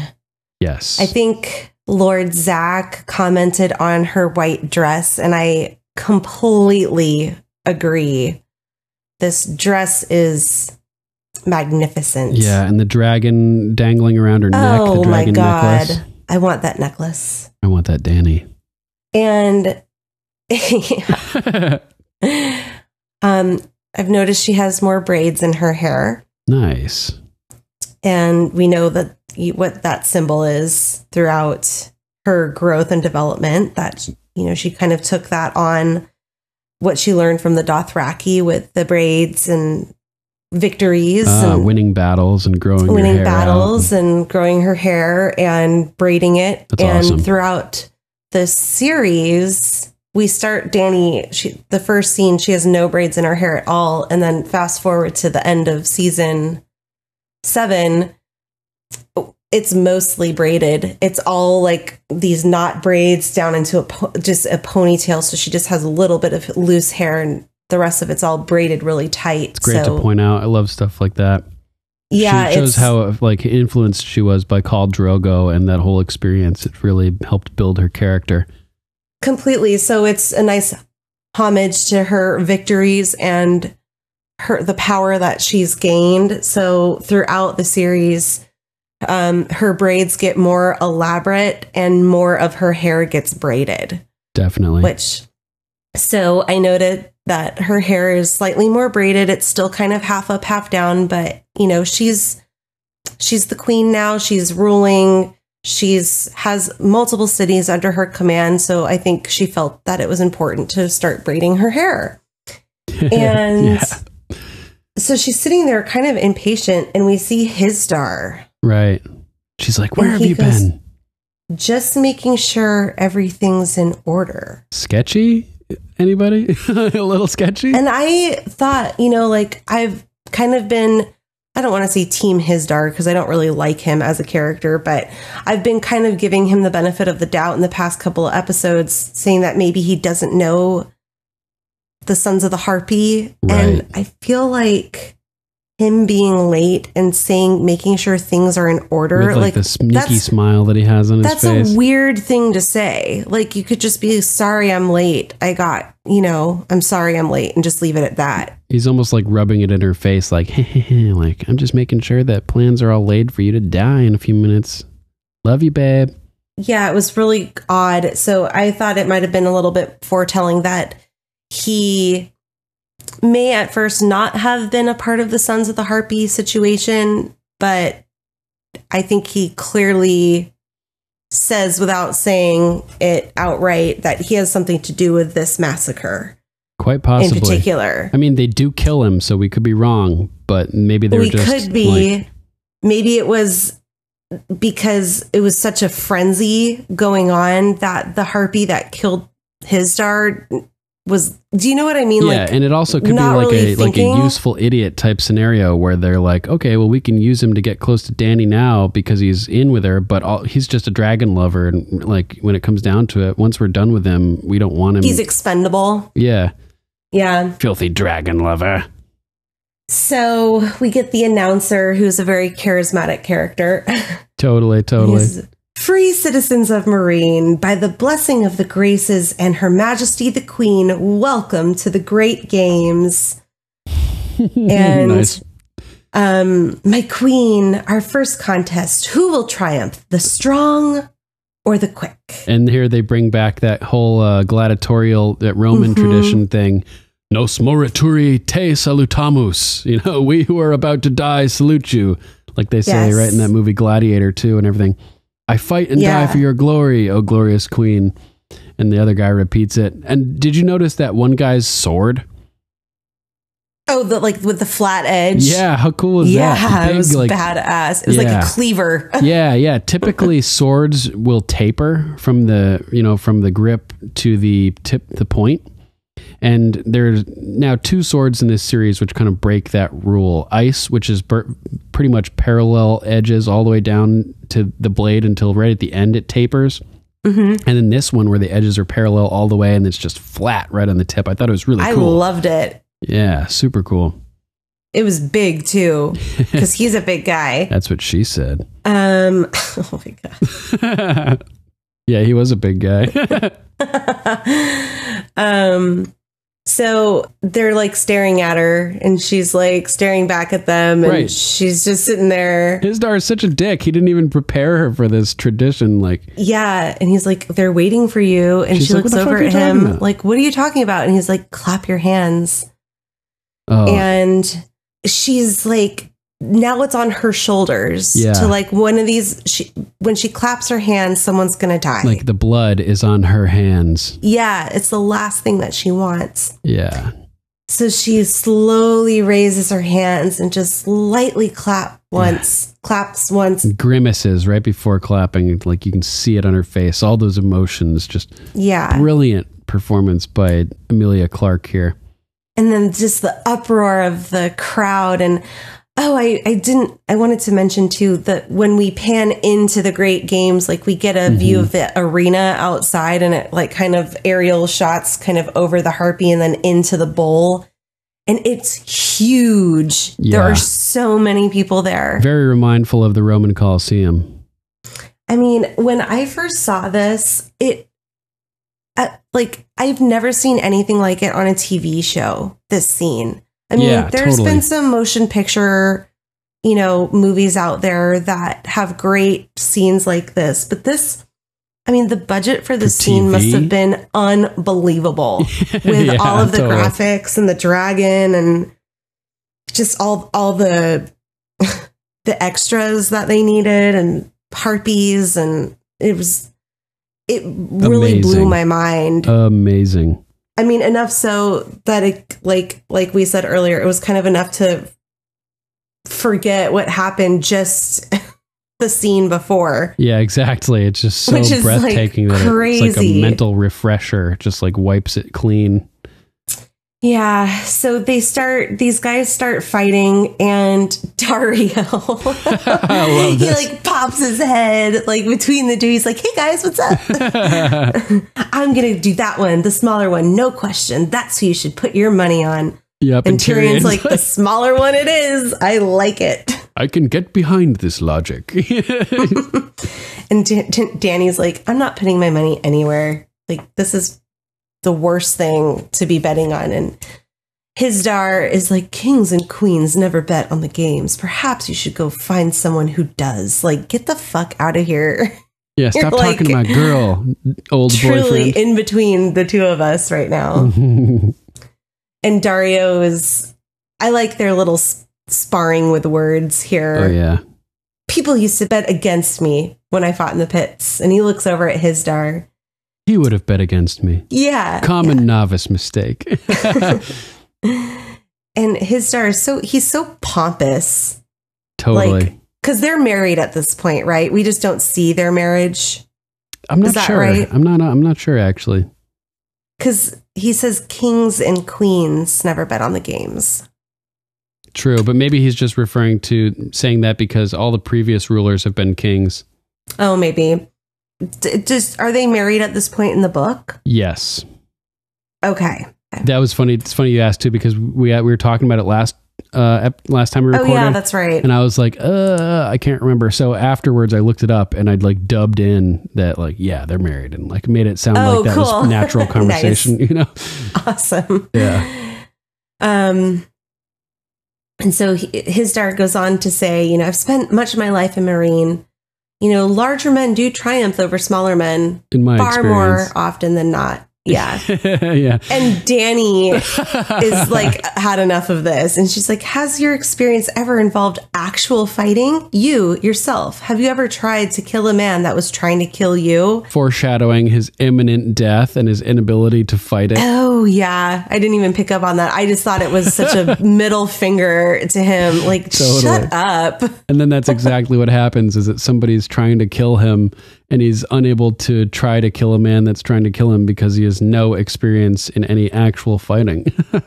Yeah. And then Dario, he's being so annoying. He's being awesome. It's so great. He's like, I used to fight people like this all the time. And, you know, he pulls out his lady dagger and he starts like... Whenever I got into the pit against a big beast like that one. Yeah. I love how he starts like flipping his dagger back and forth and he Very puts it up slick. to Hisdar's neck. Yeah, he puts it up to his own throat and then Hisdar's temple, and Hisdar looks Hisdar's exceedingly like, uncomfortable. Yeah, he's like squirming. This is creepy. As Dario's blade dances and spins. Yes. And so this, as Dario is gloating about him beating all these big men in the fighting pits, Danny just seems entranced with it. yeah, She's she like, loves it. it's She's my like, love. oh, my bad boy. Yeah, it's so funny. Versus like the total noodle sitting on the other side of Dario. Yes, whenever I saw a beast like that one standing across from me making his beast faces, I knew I could rest easy. Slice. Best timing. And Dario is just like, I'm backing away Yeah, silently he doesn't now. even say anything. He just kind of like turns and walks away. It's such so a funny moment. So and funny. Tyrion, he like looks over and just doesn't say anything. He's like, fuck. Yeah, and Hisdar sees Tyrion's reaction, right? And he's like, He's what? just kind of You don't grossed out. You're not down with this, Tyrion? He's like, I like Tyrion's sentiment here. And Danny seems to like it too. There's always been more than enough death in the world for my taste. I can do without it in my leisure time. And Danny's like, true that. Like, this is not my idea of fun. Yeah. And so Hisdar has to wax philosophic for a second. He's like, fair enough, yet. It's an unpleasant question, but what great thing has ever been accomplished without killing or cruelty? And Tyrion has to put it in perspective again, saying, you know, it's easy to confuse with what has been with what should be, to paraphrase, and especially when what has been has worked for you and your family and your people. Totally. Yeah, which is pretty cool. So I liked that sentiment. Tyrion's always got a way of putting things in perspective in an enlightened sort of way. Yes, he does, for sure. Hisdar is like, he's like, I'm just talking about the necessary conditions of greatness. And Danny's like that's greatness? These two guys cutting each other's heads off, that's what you see as greatness? He's always about the city of Marine. Yeah, yeah. You know, it has existed long before you arrived and will remain standing long after we have returned to the dirt. And Tyrion is so funny. My father would have liked you, because he's all about like tradition. Legacy and tradition, yeah. So saying my father would have liked you, really he's saying it's AKA I don't like you. You know? Yeah, just so definitely. Funny. And Danny knows that because she knows he killed his father. So it's like a little like inside joke kind of thing. Yeah. So, and Danny also, I love her response as well. One day your great city will return to the dirt as well. And Hisdar's like, at your command? If need be. Fuck yeah. I love it. She's just like, you are such... Yeah, like, I will crush you if I have to. Yeah. And at this point, the announcer is lining up a few more people. And as they continue to talk... They're not even paying attention to the great games that are so bloody important for tradition. Yeah. The announcer goes, a Myronese champion, and Hisdar looks at the pit. Those men think they're dying for a good reason. And Danny's like, someone else's reason. Yeah, so Hisdar's like, so your reasons are true and their reasons are false. they don't know their own minds, but you do. And Tyrion's like, oh yeah, you're pretty eloquent, but being eloquent doesn't make you right. In my experience, eloquent men are right every bit as often as imbeciles. Gotta love Tyrion, right? Or a Westerosi night. They still don't notice like what's going on as the announcer says that, but Dany immediately hears Jorah's voice. And without looking, she recognizes it and turns dumbstruck towards the sands. And like I just thought her reaction was so good. Like she just like stops dead in her tracks. She's like, "You've got to be kidding me!" Her jaw is hanging, and she just turns. It's like, oh my god, he's back again. And Jorah repeats the phrase, "I fight and die for your glory, O glorious queen." And they're staring at each other, and it's just such a powerful moment. Jorah will prove his devotion one way or another. And like the last scene where she was hesitant to clap because the blood would be on her hands, now it's not just the blood of some random person. It's Jorah's blood potentially on her hands. Yeah, someone that she, while she has banished him, she doesn't want to see him die. She loves him, and that's why she's so mad. It's because she cares. Yeah, it's a platonic love, but it's a love nonetheless. And then, like, if she didn't care about him that much, she wouldn't be this worked up about it, right? No. So they're staring at each other, and she knows she needs to clap. His star goes, "Your Grace," and Darya's like, "Shut your mouth. Shut the fuck up. Mind your own goddamn business, Hisdar. This has nothing to do with you." Yeah, like, this is intense. And Jorah is just like nodding at her, like, "Please, Khaleesi, give me this one chance to fight for you, to prove my devotion." And she sort of looks at him like, "This is it. This is your chance. Fight for me." And claps. And Jorah's sort of getting pummeled a little bit here at first, and every time he like gets knocked to the ground, and Dany looks so stressed out, like, oh my god. Yeah, because he's like with a big group of people too. It's not just like one-on-one. Yeah, it's like a melee, like a free-for-all. Yeah, so intense. So he's getting punched in the face and slashed. He's not doing that well. Yeah, surprise. He must be like a little distracted or something. Like, what's going on? Usually he's much more on point than he is at this particular fight. I think he's all sorts of confused, like... Been in the sun too long. We can all see that. Long in the tooth. Long in the tooth. So he loses his sword. He pulls out his dagger. He's getting trounced about and kills one guy. And then another guy comes up and ends up getting Jorah like down on the ground, and he loses his blade, and he's got this other guy's sword like right to his throat basically, and he looks over at Dany, and Dany's like panicking, and Tyrion's like, he's like, "You can end this," and Hisdar is saying, "No, she can't." And then right as the guy lifts up his sword to finish off Jorah, somebody else comes from behind and kills him like Arthur Dayne basically. Yeah, in the back. Yeah, stabbed in the back. The guy collapses, and Jorah seizes the opportunity to grab his blade and hop back up to fight. And he's fighting against a guy with a spear at this point, the guy who killed that other guy. And the guy, he's pretty good. He's spinning the spear around and doing all these fancy moves and everything. And Jorah is staying out of his range and fighting off the spear with his sword. And the guy rushes him, and Jorah pulls one of the slickest moves I've seen. In like a scenario like this. Like, nobody did anything this cool in Gladiator. He does a somersault, and in one fluid motion lunges coming out of the somersault and stabs the guy with his sword through the gut, and then leaves the guy sitting there impaled on the sword. Yeah, the guy's I noted that too. Yeah, he's like hunched over, and the sword is still sticking up out of his back. And Jorah just stands up like a badass, like kind of like cool guys don't look at explosions, like cool guys don't look at, the dying guys or whatever. Yeah.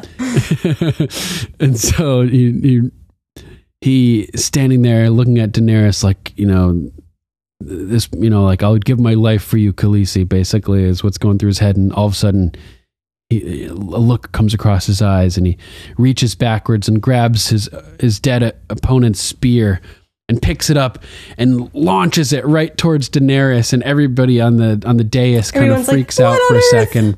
Daario grabs Dany and everything, and whack, the spear comes flying through and whizzes right past Daenerys and Daario and crushes somebody, and who gets knocked off their feet and lands on their back. And Daario looks over, and the guy that the spear hit is wearing a golden harpy mask. And it's at that point, dun, dun, dun, he looks up into the stands, and everywhere, all these harpies are starting to stand up. Yeah, so the music creepy. is so creepy. I'll tell you that this song in the live experience is really cool, what they do. Oh, I bet. Oh, man, I can only imagine. Yeah, it's really creepy. Like, not even gonna lie. Yeah. You feel like you're there. I bet. Oh, it's so cool. Yeah. So Jorah's like, oh shit. Daario's like, oh shit, and starts looking around. Protect your queen. Yeah, it's like immediately like protect her, and his Dar is kind of like looking around all freaked out too, and he's like, queen, like follow me, I know a way out. And right at that moment, Jojen just gets stabbed like 5 or 6 times in the chest real quick. And he drops, and everybody's like, oh shit, they just stabbed his Dar. You know? Yeah. Like, we thought he was in with them. And so all of a sudden, Jorah is by Dany's side. He's rushed up to help protect his Khaleesi. And there's this moment where he reaches out and offers his hand to Dany.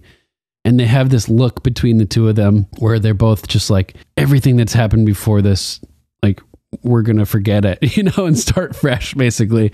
And the whole conversation is just like happening between their eyes at this moment. Unspoken. As he holds out his hand and she reaches out and takes it, and he leads her off. And it's just such an epic moment of like reconnection between the two that they just did such a fantastic job, these two actors, of portraying all the emotion and all of these thoughts without actually saying anything. It's Definitely. just so good. When you don't even need words to express all that, it's really, really, really good acting. Totally. So he takes her down to the Gives me goosebumps. sands of the pit. Yeah, totally. Yeah. Takes her down to the sands of the pit, and he's like, this way. And they start to make their way to an exit. And the gate slams shut, and harpies flood it, and Jorah's impaling people again, and Daario's like, quick, this way, and they start going the other way. And at this moment, it cuts over to Missandei, and a harpy starts to close in on her. Close in on Missandei. Yeah, and she looks like she's in danger. And then all of a sudden, Tyrion stepping up big again, like he always does in these battle scenes. He like remember when they're on the way to the Eyrie. Yeah, and he beats ambushed the shit out of that guy with a shield. A shield, yeah. So he does a similar thing here. Takes out the guy's knees or something, and then slits his throat. I don't remember how he did it exactly, but he kills this guy real quick. Yeah. And he helps Missandei, and she's like, my hero, you know? Thank you. Yeah, so they go down and meet up with Dany and Daario and Jorah as they're starting to cross the pit to the other side. And they're crossing through the middle, trying to get to the other gate, and it's just too late. The harpies are just coming down, descending into the pit from like everywhere. Bees. Like bees just surrounding this whole group in the middle of the fighting pits. And the tension in this moment is just like off the charts. Wow. And I thought for sure someone important was going to die here. Absolutely. It's episode 9. Yeah. We know what happens in episode 9. Yeah. Somebody and I was just dies. like, we just had Shireen, and I'm like, oh God. Oh my God. Who's next? Yeah. I thought maybe Tyrion or Jorah were my 2 thoughts. Yeah. Because they had that moment like, I forgive you, like I trust you again. And I thought maybe he was going to die because of that. Yep. And interestingly, she goes with Jorah instead of staying with Daario there too. Worth noting. I think because Daario was in combat. Like I think he was fighting somebody. So it was like Made Jorah sense. or nobody, you know. Right. So She knows that he's going to protect her. Yeah, definitely. So they have a few Unsullied surrounding them, trying to, like, with all their spears pointed outwards, facing at this crowd of harpies that are forming everywhere. And it's tense. And then all of a sudden the harpies start striking from various different directions.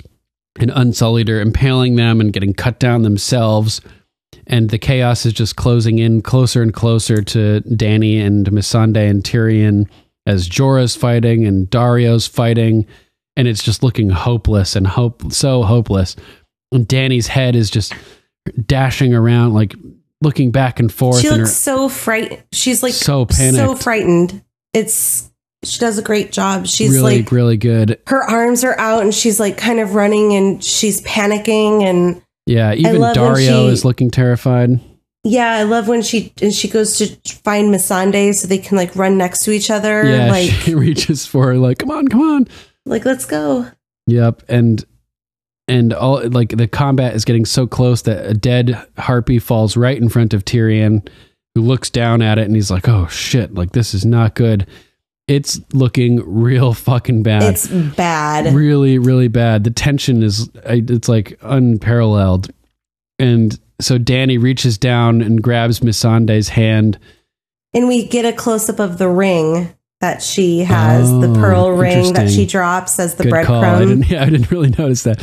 And so they're holding hands and they make eye contact with each other, like this is the end, you know. And she has blood on her dress, and the bottom of it's getting dirty. Like she's, you know, not just sitting there pristine. Like this is it. Climax of the civil war between the slaves and the harpies, and she's literally in the middle of it. Totally. So they're looking at each other and it looks like they're sort of accepting that this is how they're going to die. And they are together. She closes her eyes. Yeah. And she just wants a moment of peace and clarity before she dies. Off in the distance. Yeah. And just the stadium goes silent as they hear the dragon screech in the distance, and the camera looks up at the sky, and out of nowhere, a fireball blasts into the screen, and Drogon comes bursting through the flames. Oh my God, one of the coolest fucking pictures ever. It was so badass. I was like, oh my God. Yeah, amazing. And like the flames are like licking off of his shoulders and everything as he propels right through it and screaming in there. I mean, he's going super fast. Like, don't you talk bad about my mama. Like lands on the ground right by Dany and just starts breathing fire at all the harpies rips and everything. That guy like shakes it and it just tears apart. Usually that sound happens before a big fire burst. But in this case, that descending tremolo cello sound happens right before Drogon grabs that guy with his jaws. Yeah. And so flames are shooting everywhere, and the chaos is just continuing. And all of a sudden, a spear catches Drogon right in the back of his neck, and it freaks him out. And Dany just looks horrified. And more spears are flying, and he's getting hit by all these different spears that are like sticking out of him. Roasting people. Well, he's just roasting people mercilessly. And Dany is sort of freaking out. It's great too. When he lands, when he shows up, she kind of sighs in relief, like, oh, she's like, thank my God. boy, he's here. And he sensed that I needed him again. Yeah, that's worth talking about too. Like she closes her eyes, and all of a sudden he's there. Like it seems like there's some sort of like psychic connection between the two of them, and he just like shows up when she needs him. He does it here. He does it again when after she survives being unburnt the second time at the Dosh Kalin. Yep. And she senses him around the corner when all the her new Khalazar is riding with her, basically. Yep. So and earlier before this episode too, when she's at the top of the pyramid and he's at all the top. Stressed out, and he shows up for moral support briefly, just for a second before flying away. And so Dany looks pained, really pained, as he's being repeatedly wounded by all these spears, and she screams his name, Drogon, and he's fighting off all these people and everything, and then operating purely on instinct, Dany begins to walk to Drogon in a beautiful type of protective motherly moment where her own concerns flee with the wind, and she just is propelled to her child. And she walks towards him and pulls a spear out of his neck, and he spins toward her and it's like you think that he's gonna like roast her head off, you know? Yeah. But instead there's no flames that come out, and maybe a little bit different in the books. Maybe. And just blasting air in her face, and there's this amazing shot where it cuts to like maybe 15, 20 feet behind Dany, and you see her dress blowing in the wind and her hair. Because he's screaming right in her face. Yeah, he's screaming right in her face, this big, massive dragon. And everybody there has to just stands be like, her ground. Yeah, she just stands there. Like, it's her fucking kid, you know? She's not backing down, you know? Yeah, and it's just fucking amazing. Everybody there has to just be like, oh my God, what is happening right now?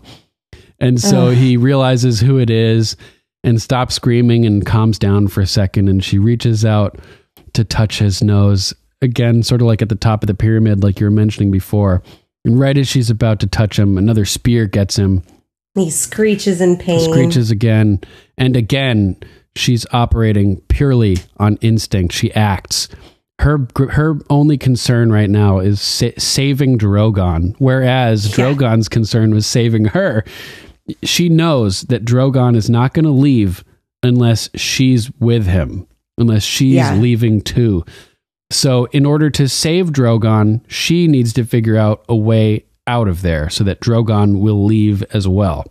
So she just instinctively hops astride. I'm going to ride the dragon. Yes.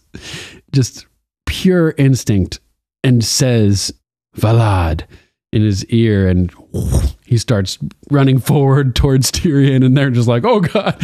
Everybody kind of gets out of the way. And for the first time in hundreds of years, a dragonrider is born as Drogon takes to the skies. And Dany grips onto those spindly little spikes on his back, and he's just launching up into the air, his wings pumping. And oh man, it just looks so cool. The look on Tyrion's face, I feel, is the look of like what Jorah expressed to him about being cynical after hearing Dragon sing to their mother. Oh, right. Like it's hard to be a cynic after that. Yeah, totally. I think watching this young queen get on a giant black dragon and fly out of there safely. When there was a second before that it seemed like there was no escape, no option, imminent doom. Seeing this, like, what can't you believe in now? It completely changed his perspective on reality, the future, and reality, and life itself. It symbolizes hope, that, you know, that there's hope in dire circumstances, that anything can happen, that miracles can take place. And Tyrion is just astounded by this. And the look on Tyrion's face is important. And of course, but also importantly are the looks on Jorah, Daario, and Missandei's face. Because they've been around the dragons the whole time. But even they're blown away by this. They're like, oh my God. They're like, what is happening right now? Which is so crazy. Cool. And I like that you mentioned that quote by Jorah about how can you be a cynic after hearing this dragon singing, you know, because what I keep saying, that for the first time in hundreds of years, a dragon rider is born. I sort of modified a quote from it's the last line of A Game of Thrones of book 1 in the series, where the book closes out with, as Daenerys Targaryen rose to her feet, her black hissed, pale smoke venting from its mouth and nostrils. The other two pulled away from her breasts and added their voices to the call, translucent wings unfolding and stirring the air. And for the first time in hundreds of years, the night came alive with the music of dragons. Love it. Yeah, so that's like the song of dragons. And talk about it being poetic. Yeah, so I just thought that, that was a significant moment, the moment that dragons were born again for the first time in hundreds of years. And the next development of that is this moment where the first dragon rider in hundreds of years is born, sort of expounding on the recent dragon, development. Sure. Which is just so fucking cool, man. It's so epic. And she flies off into the sky past the pyramid and luckily Tyrion and Jorah and Missandei and Dario weren't all killed at this moment because none of them are paying attention to what's going on around them anymore. I thought that too. Yeah, I'm assuming they're still there. Yeah, I'm assuming that all of the harpies as well are just kind of awestruck looking up into the sky and probably stopped fighting as well or something. Yeah, I mean, you kind of get awestruck by a dragon, in an arena. Totally. Roasting people. So fucking cool, right? It's amazing. Anything else you want to add about this whole thing? No, it's one of my favorite scenes. Yeah, for sure. There were people that criticized the way that they did the graphics of the views of Dany flying on Drogon in this scene, but I thought it looked really cool. I thought it looked cool too. I mean, it's maybe not as clean as some of the other CGI that they've done on the show, but it's fucking amazing. She's riding a dragon, and it looks like she's riding a dragon. So totally. And even if they cheaped out maybe a little bit on the dragon riding, it's worth it just for that expensive shot of Drogon flying in through the flames, in my opinion. Oh, totally. That's got to be one of the top 5 shots of the whole show right there. Oh, yeah. He's like a giant fireball. Yeah. I mean, that's like the coolest shit ever. I'm having trouble thinking of anything that is that cool on this show. I mean, maybe Viserion coming through with the blue flames at the wall at the end. Yeah, I was thinking that the blue flames were pretty epic. But flying through the fireball here, yeah. Dude, that is next level. So yeah, that pretty much wraps up all my notes. You got anything else you want to talk about? No, I don't have any more notes. All right, then stick with us, guys. We'll be right back after a short break.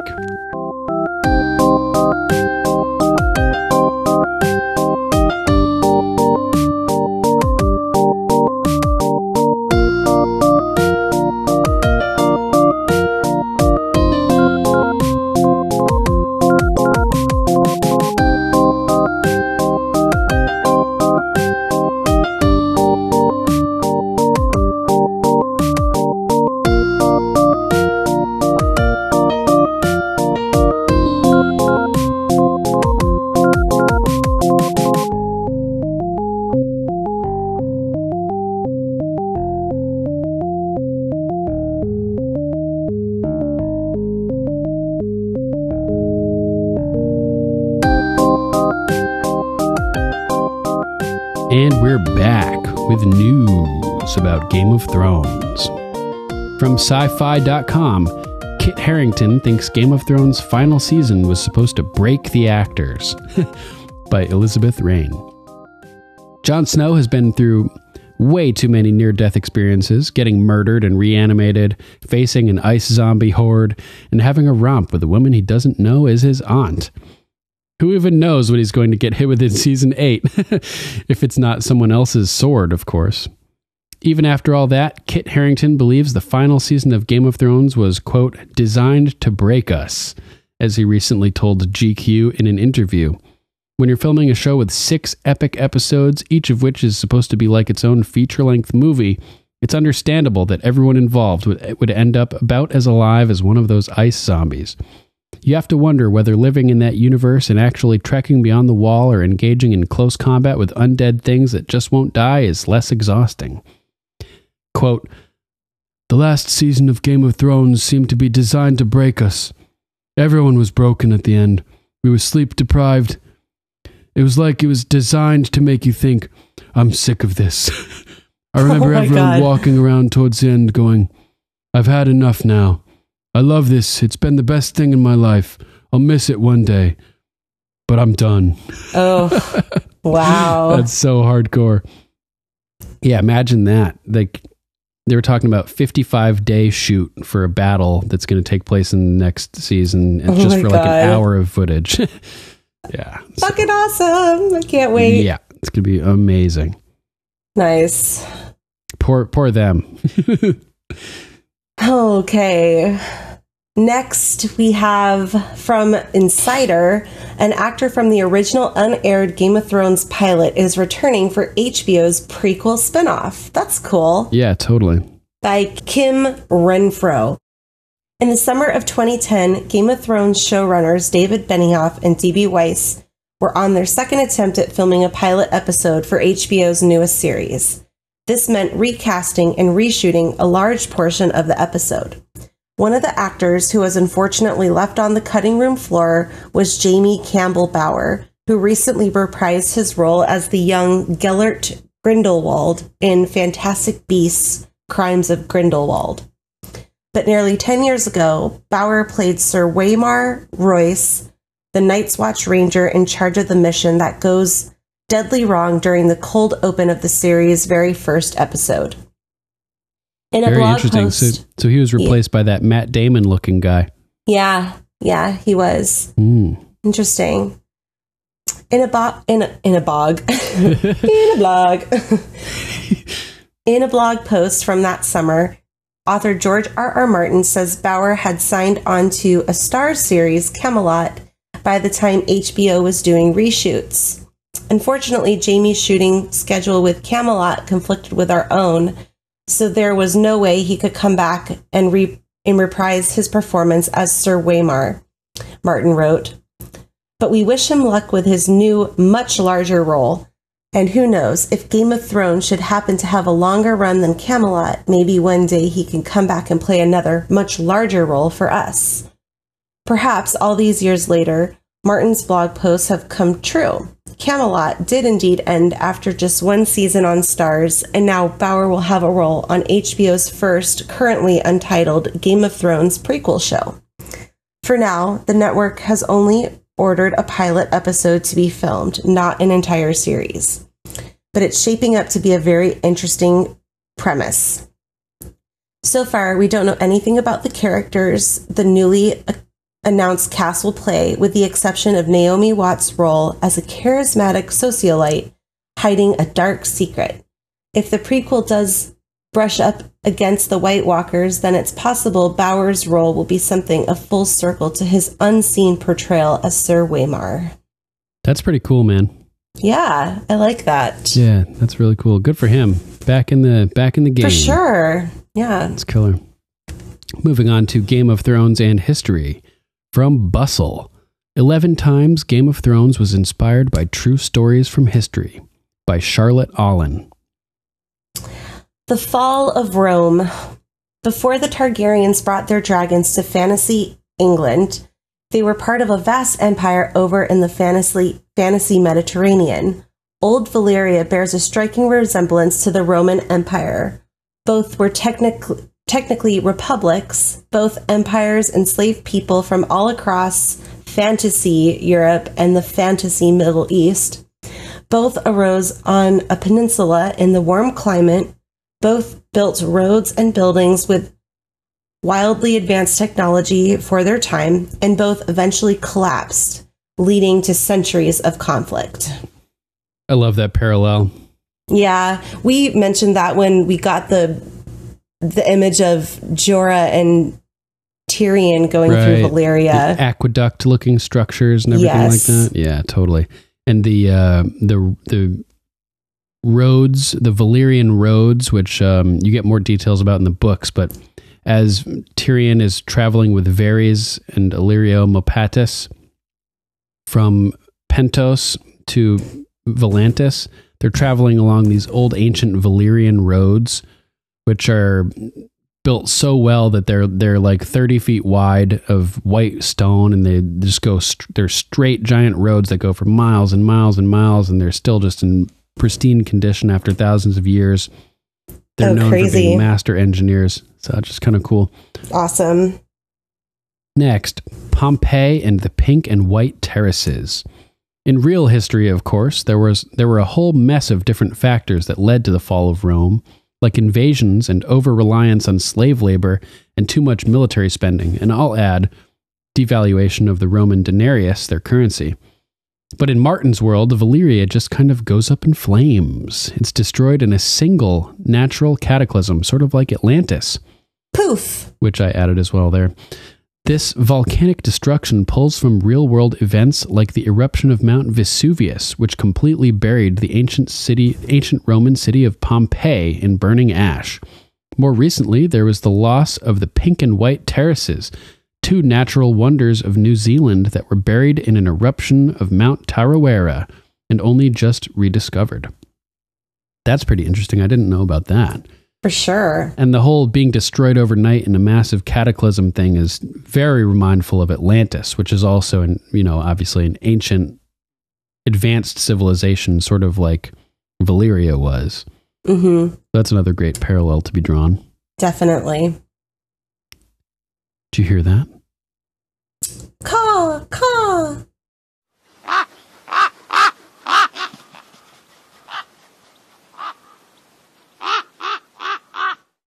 Princess Sarah of House Von Daltrin. The way Drogon flies in is brilliant. Through the flame, LOL. And I swear, I always rewind it like 5 times to see that and to see Tyrion's reaction. Yes, awesome. Epic. Love it. Agreed. It's one of the coolest moments in the whole show, like we were just saying. So awesome. Totally. Thanks for writing in, Princess Sarah. Yeah. Sir Matthew of House Repp writes, Melisandre was adamant that sacrificing Shireen to the flames was vital to the war against the Great Other. She thought it would help Stannis best Ramsay and that it would ensure he would be there for the long night to come. But what it Shireen's life was the cost for the resurrection of Jon Snow. As Miri Maz-Dur said, only a life can pay for a life. I like that. Yeah, totally. Also, it really pissed me off that Selyse was the one to have second thought as soon as the pyre was lit. She never had a kind word for her daughter, seriously. Yeah, it's pretty messed up, honestly.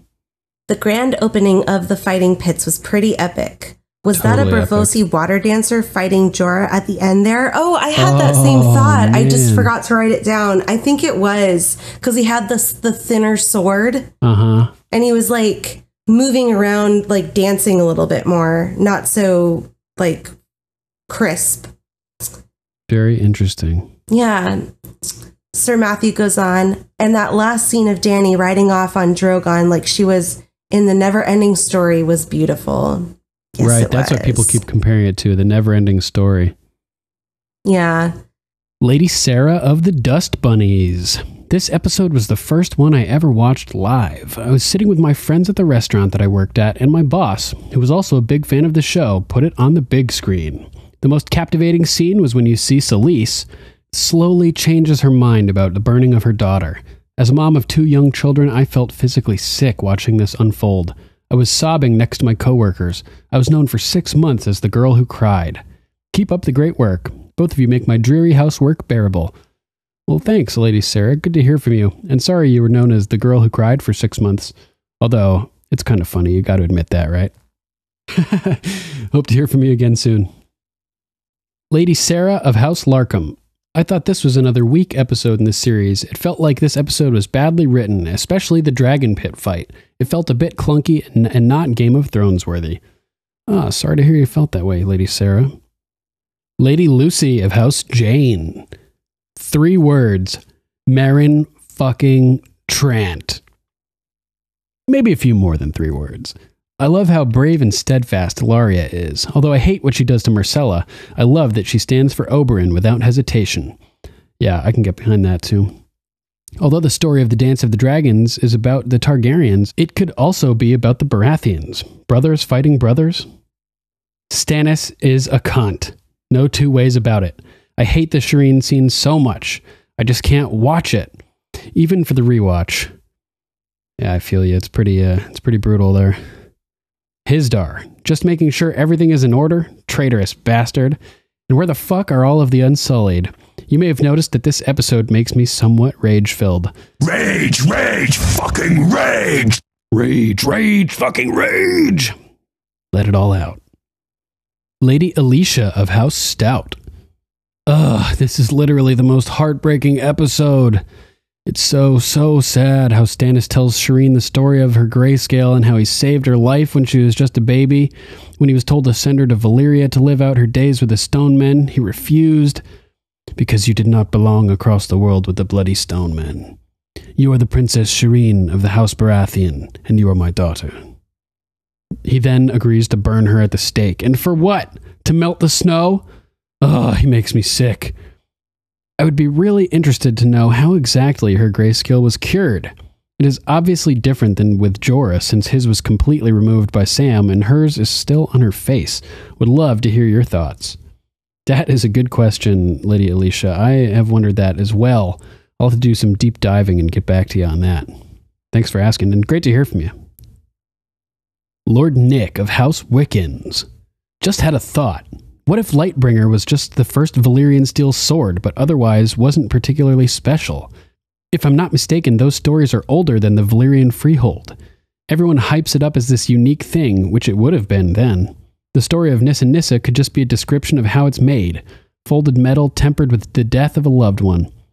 The Valyrians archived this by making slaves stab someone they love or something, rather than sacrifice themselves. They may have even improved on the process with the introduction of dragonfire. Very interesting thought. Yeah, it could be. Maybe Valyrian steel is just a reverse-engineered version of some older prototype made by Azor Ahai. All right, that's our show, episode 91. Thanks for listening, everybody. Yes, thank you guys so much for listening. We love you. Yes, indeed. If you'd like to donate or subscribe to support us, you can go to paypal.me/GOMPodcast and patreon.com/GOMPodcast to donate an amount of your choosing. There are links to both at gameofmicrophones.com. Doing some online shopping? Go to gameofmicrophones.com and click on our link to Amazon. As an Amazon associate, we earn from qualifying purchases. It's super easy to do. Oh yeah. Any contribution you make helps, and you can help secure the continued existence of Game of Microphones.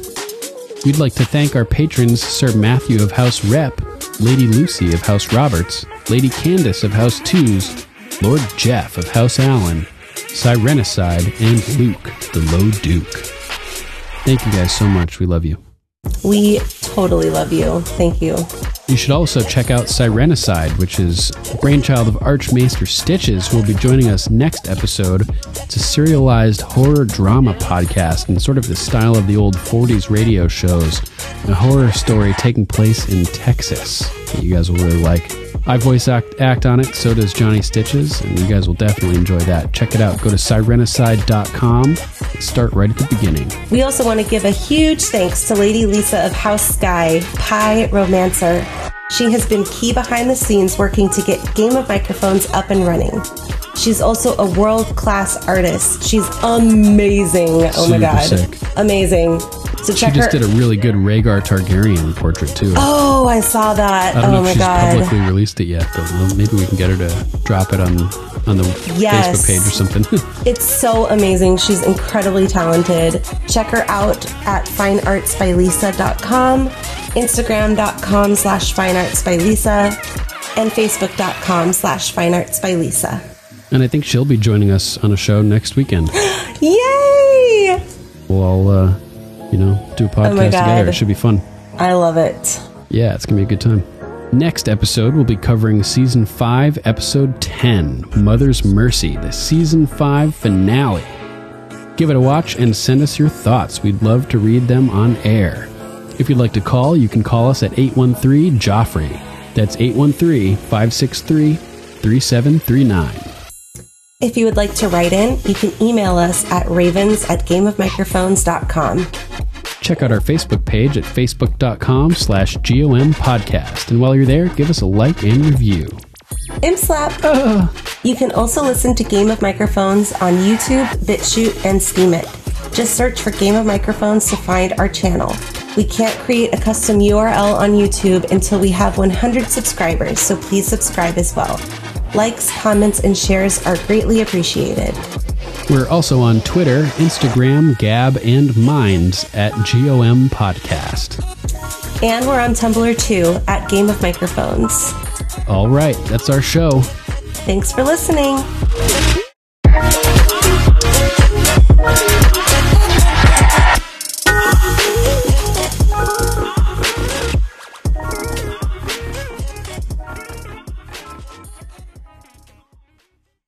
What's this one now? The Dance of Dragons, A True Telling by Grand Maester Munkin. Well, that sounds like a proper story. Sir Byron Swan wanted to kill the dragon Vagar. He polished his shield for a week till the steel was like a mirror. Then he crouched behind it and crept forward, hoping the dragon would only see his own reflection. But the dragon only saw a dumb man holding a mirrored shield. And burnt him to a crisp.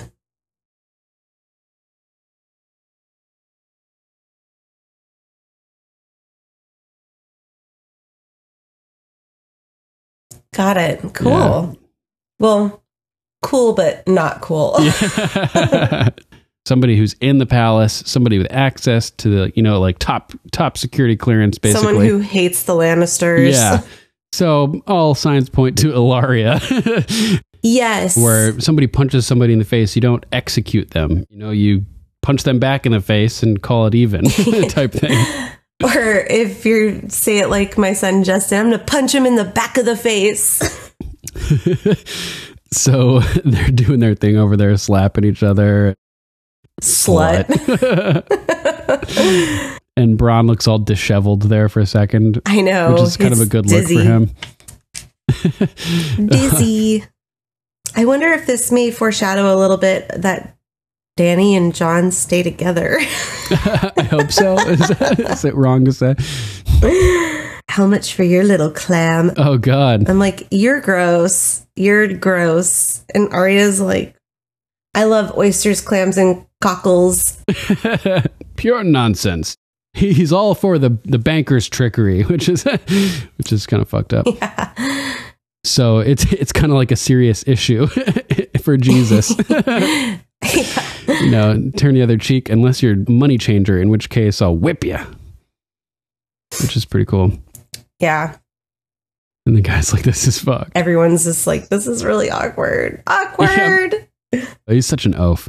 He's a boob. Boob. Boob. What the fuck? Yeah, they're both like, this is really happening, huh? This is awkward. Yeah, awkward. Definitely. Yeah, awkward. They did a wonderful job, but it's horrible. Yeah. It's horrible. You're my father. All right. I'm the princess of House Shireen, and yeah, there's something you can do. We can sacrifice you.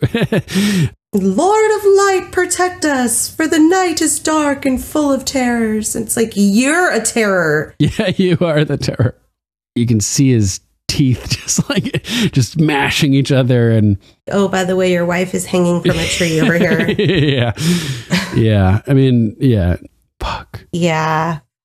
Fuck me. God damn. You can't have nice things. No. You just can't have nice things. Yeah, and the dragon dangling around her neck. Oh the dragon my God. necklace. I want that necklace. I want that Dany. And like, I'm just making sure that plans are all laid for you to die in a few minutes. Love you, babe. Yes, whenever I saw a beast like that one standing across from me making his beast faces, I knew I could rest easy. Slice. Best timing. And out of nowhere, a fireball blasts into the screen. I love that.